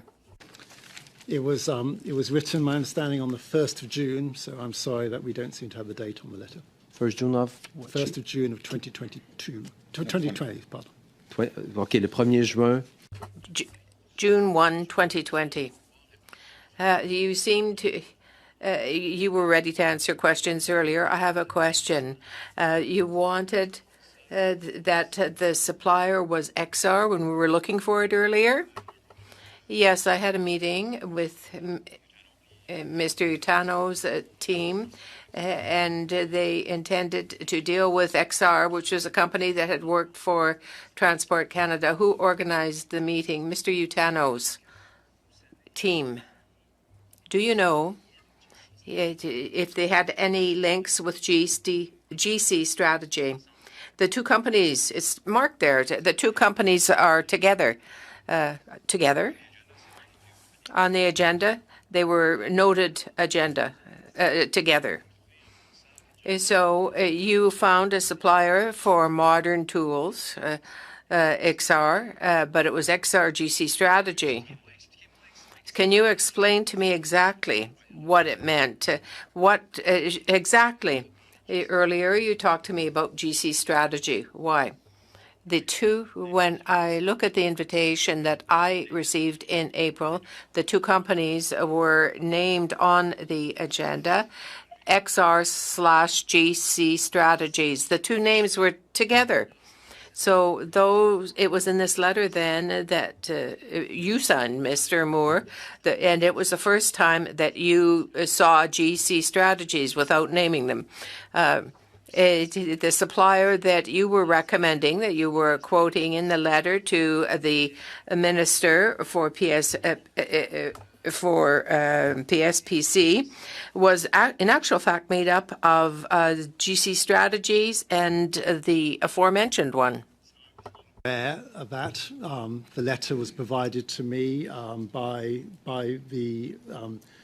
the individuals who were responsible for preparing it, and as you said, it did not refer to the actual name. That's why I asked Mr. Leahy to answer, because he was aware of the names. Donc, c'est comme ça. So that's how then GC strategy got into the file of ArriveCan. I would say that for my comment, that reference was not to an individual company which I was aware of, and also it was a reference to a company which was doing commercial goods rather than doing traveller goods, which ArriveCan is about. Mais pour... Là, je sais qu'il y a une question. Well, I know it's a matter of interpretation, English and French here, but you are hesitating. You avoided citing the names of these two companies earlier, but now we know that it was an actual joint company and not necessarily bound by shareholders or contracts that was making that presentation. So that was the first time in that letter where you speak of an exemption to be made rather than going through the normal process of procurement.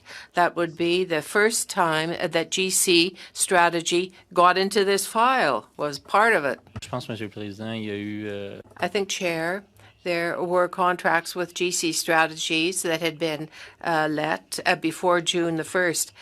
So I think you have to distinguish between justification for sole source, which is often a case for contracts, and the exception for national security, where a given contract would involve agreements, international agreements. So these contracts that were signed for ArriveCan were signed after this exception. No, there were contracts that were let before that, but after the letter. I'm talking about after the letter. Yes, there were contracts that were let after the letter. What proportion of contracts, Mr. Martel? Can you answer that? Well, I can commit to giving you the answer. It's in writing. Absolutely. Mr. Baines, I understand you're up, sir.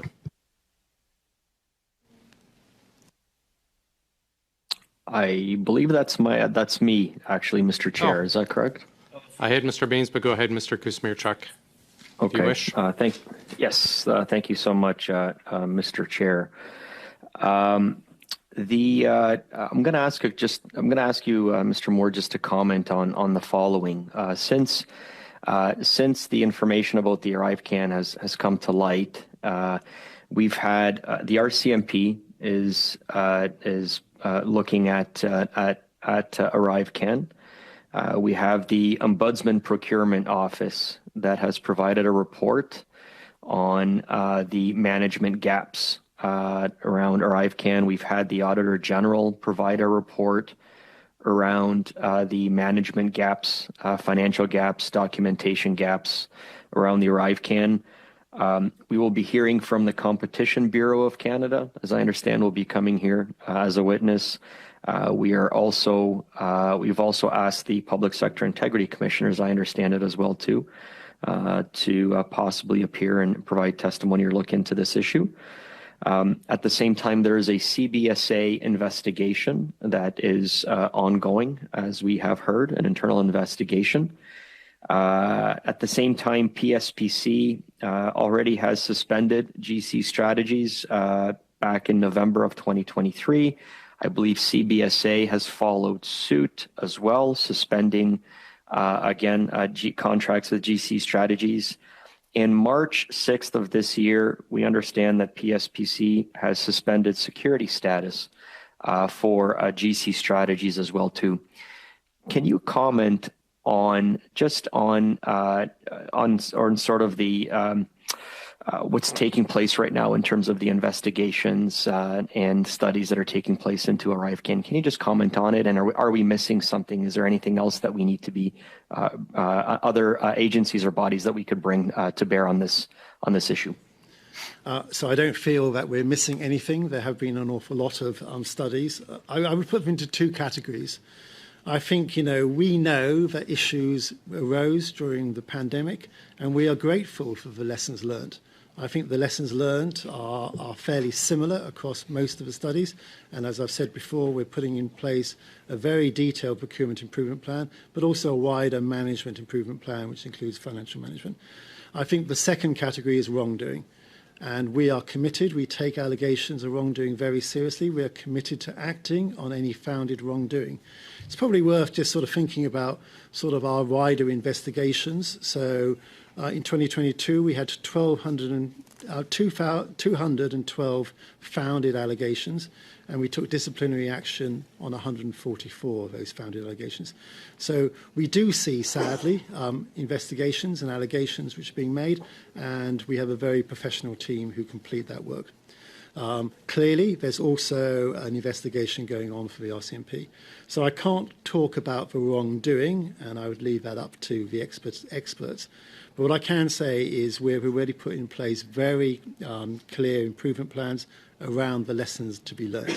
I don't think necessarily there's anything being missed in the lessons learnt. And as the Controller General said a few meetings ago, perhaps this is now the time to allow CBSA to get on and deliver those improvements, because really we have a lot to do. And I think we recognise the problems. We are disappointed in a lot of those problems, and now we are working to address them. It's been asserted that the $50+ million of the ArriveCan, that the costs have ballooned out of control. But we heard today from your testimony that, in fact, in the first year, $5 million was approved for the ArriveCan system, not just the app, but the system. And then in year 2, additional funding allocations were made of about $25 million. And then in year 3, an additional $25 million were provided to run the ArriveCan system. Can you speak to that and speak to the assertion that CBSA was not aware of the costs? So thank you very much. So, lots of talked about value for money, and actually I spent the first 10 years of my career being an external auditor, and I'm very aware of the value for money studies. Value for money is made up of 3 core functions: economy, efficiency, and effectiveness. And I do believe ArriveCan provided value for money. I don't believe it provided best value for the taxpayer. And the examples I'll use on that one, it was very clear to us that in terms of effectiveness, it was providing information to the Public Health Agency so they could enforce quarantine on a timely basis. That was not being provided by the paper-based system, and the Auditor General recognises that in her report. In terms of efficiency, it's also clear that the ArriveCan app was costing around about $1 per person. We had 60 million travellers processed, and it was around about $60 million in terms of the cost. That compares to the $3 per person, which is a paper-based system. Economy is a much more difficult thing to prove, and it also requires judgment and hindsight to look at economy. So I do not believe that we necessarily had best value for the taxpayer, and we learnt a lot of lessons there, but we were in an emergency crisis situation. We overused contractors, which I think elsewhere we would take more time, we would do less of that. If it wasn't in a crisis, we would have had a project plan. We would have actually treated this as a project, and we would have had a plan and we would have implemented it. So yes, I think it has provided value for money, not necessarily best value for the taxpayer. Thank you, Mr. Kuzmirchuk. Thank you. Thank you, Mr. Moore. Colleagues, before we adjourn, I need to approve a couple quick budgets, please. One is on the sub-Cs, and the others are for the main estimates. Each one is, one's 500, one is, I think, 1,000. It's just for headsets and meals. We probably won't use the headset money, and we won't use all the meals, but they're both 1,000, so. And as usual, it's for contingency in case we need to send out headsets, which I don't think we will. So I see thumbs up and general agreement for the sub-Cs for 1,000, and then the same for the mains for 1,000 as well. I see thumbs ups all around. Thank you very much. Mr. Brock, sir? Yes. Before we adjourn? Before we adjourn, colleagues, as a committee, we've been dancing around several issues of disclosure with various witnesses in terms of bottler communications with CBSA, the misconduct report that started the internal investigation, and the referral to the RCMP, and lastly, the whole issue regarding the deleted emails in the report generated by CBSA. So, Mr. Chair, I'm prepared to move a motion at this time in both official languages. The clerk has this motion in both languages. If you could distribute it to the committee. The motion reads, and I'm very flexible in terms of the timing here as well, colleagues, that the committee direct the Canada Border Services Agency, CBSA, to present no later than April the 2nd, 2024, A, all bottler AI communication with Aaron O'Gorman and other employees of the CBSA, B, the misconduct report received from bottler AI in the fall of 2022, and C, any and all evidence pertaining to the deleted and or missing CBSA emails attributed to Min Doan. Hoping I can get unanimous consent, Chair. Starting the speaking list, I saw Mr. Kuzmierczak, then Mr. Sousa, and then Mr. Casey. Go ahead, Mr. Kuzmierczak. Mr. Chair, I just ask for a little bit of time to suspend here, that we suspend so that my colleagues and I have a chance to review this motion and to discuss it, please. Sure. 5 minutes, Mr. Kuzmierczak. Perfect. Thank you. Great. With everyone's permission, we will excuse our witnesses then, if that's okay with everyone. I take that as yes. We'll suspend for 5 minutes, and in the meantime, Mr. Moore, Mr. Leahy, Mr. Martel, and Mr. Alexander, even though you didn't get to join in today, thanks for joining us today, and we are suspended.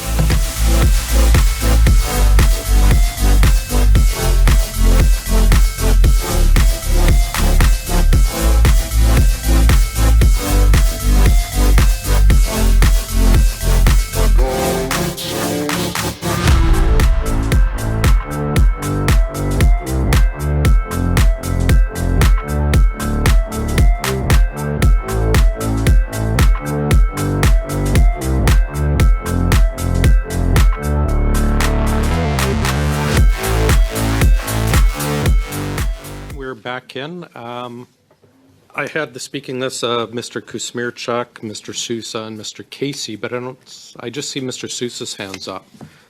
Are we fine starting with him, Mr. Kuzmierczak, or did you wish? Perfect. Mr. Sousa? You need to turn your camera on, please. That is true. There we go. Thank you, sir. My camera's off when it should be on. My mic is on when it should be off. What can I tell you?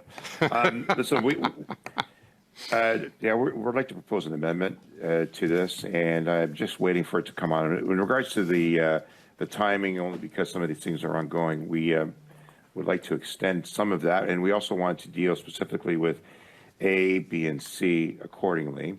Right now, you have April 2nd as a possibility. We're suggesting that the timing may have to go further in order to allow for some of the work that's being done, particularly around item C. Yeah. Do you have a recommended date? I do. I believe we were suggesting the 19th, but Mr. Chair, I'm just awaiting the final amendment as in accordance with regards to this. And I think B is already established. So A and B is something that we should be able to obtain more effectively within this timeline, but the C is not gonna. I don't believe it'll be because it's being reviewed now. I believe as by other committees as well. So just a moment. I'm trying to talk to allow myself the opportunity to see the final amendment, Mr. Yeah, if Chair. I can interrupt you, Mr. Sousa, I'm getting some indication, and I apologize because it's difficult because you're not in the room. I'm getting some indication that I think the parties are fine eliminating C, just because the OIC is looking at that, and I think we all get your point on the timeline on that as well. Yeah. So. Unless somebody has some more clarity, I mean, I think you just need a little extra time. Just finalize the amendment, Mr. Chair. So April 19th and eliminate C. Is that Okay. Is that correct, Mr. Sousa? Well, I'll read it to you as I've just been perfect. obtained. So it reads as follows: that the committee direct the Canada Border Services Agency, CBSA, to present no later than April 19th, 2024, A, all Butler AI communications with Aaron O'Gorman and other employees of the CBSA, B, the misconduct report received by Butler AI in the fall of 2022. And it continues on to say, any and all evidence pertaining to the deleted and or missing CBSA emails referred to Mindone. So if C is being suggested to delete from the amendment, I'm okay with that as well. Well, why don't we make that part of your amendment then? So we change the date to April 19th and just eliminate C. Is that fair, Mr. Fair. Sousa? That's fair. Great. So on Mr. Sousa's amendment, I see Mr. Kuzmierczak on the amendment. Yeah, I just wanted to clarify that it's present to committee. Yes. Yeah. Yeah, that's good. Yeah. Are we okay to, can we get UC on Mr. Sousa's amendment, which is changing April 2nd, April 19th? We'll say at noon because we need a time, so we'll say at noon if that's okay. And then eliminating C. And adding committee after present. I'm sorry, adding committee after. To present to committee. Yeah, and my computer just crashed. Sure. Sure. So I'm sensing thumbs up all around for Mr. Sousa's amendment. So we're back to the amended motion. And anyone wish to speak, or can I assume safely we're all in agreement with that? Do we need to have it just read back, just to be on the safe side, or are we fine? Wonderful. Thanks very much. If there's nothing else, colleagues, we are adjourned. Thank you very much, everyone.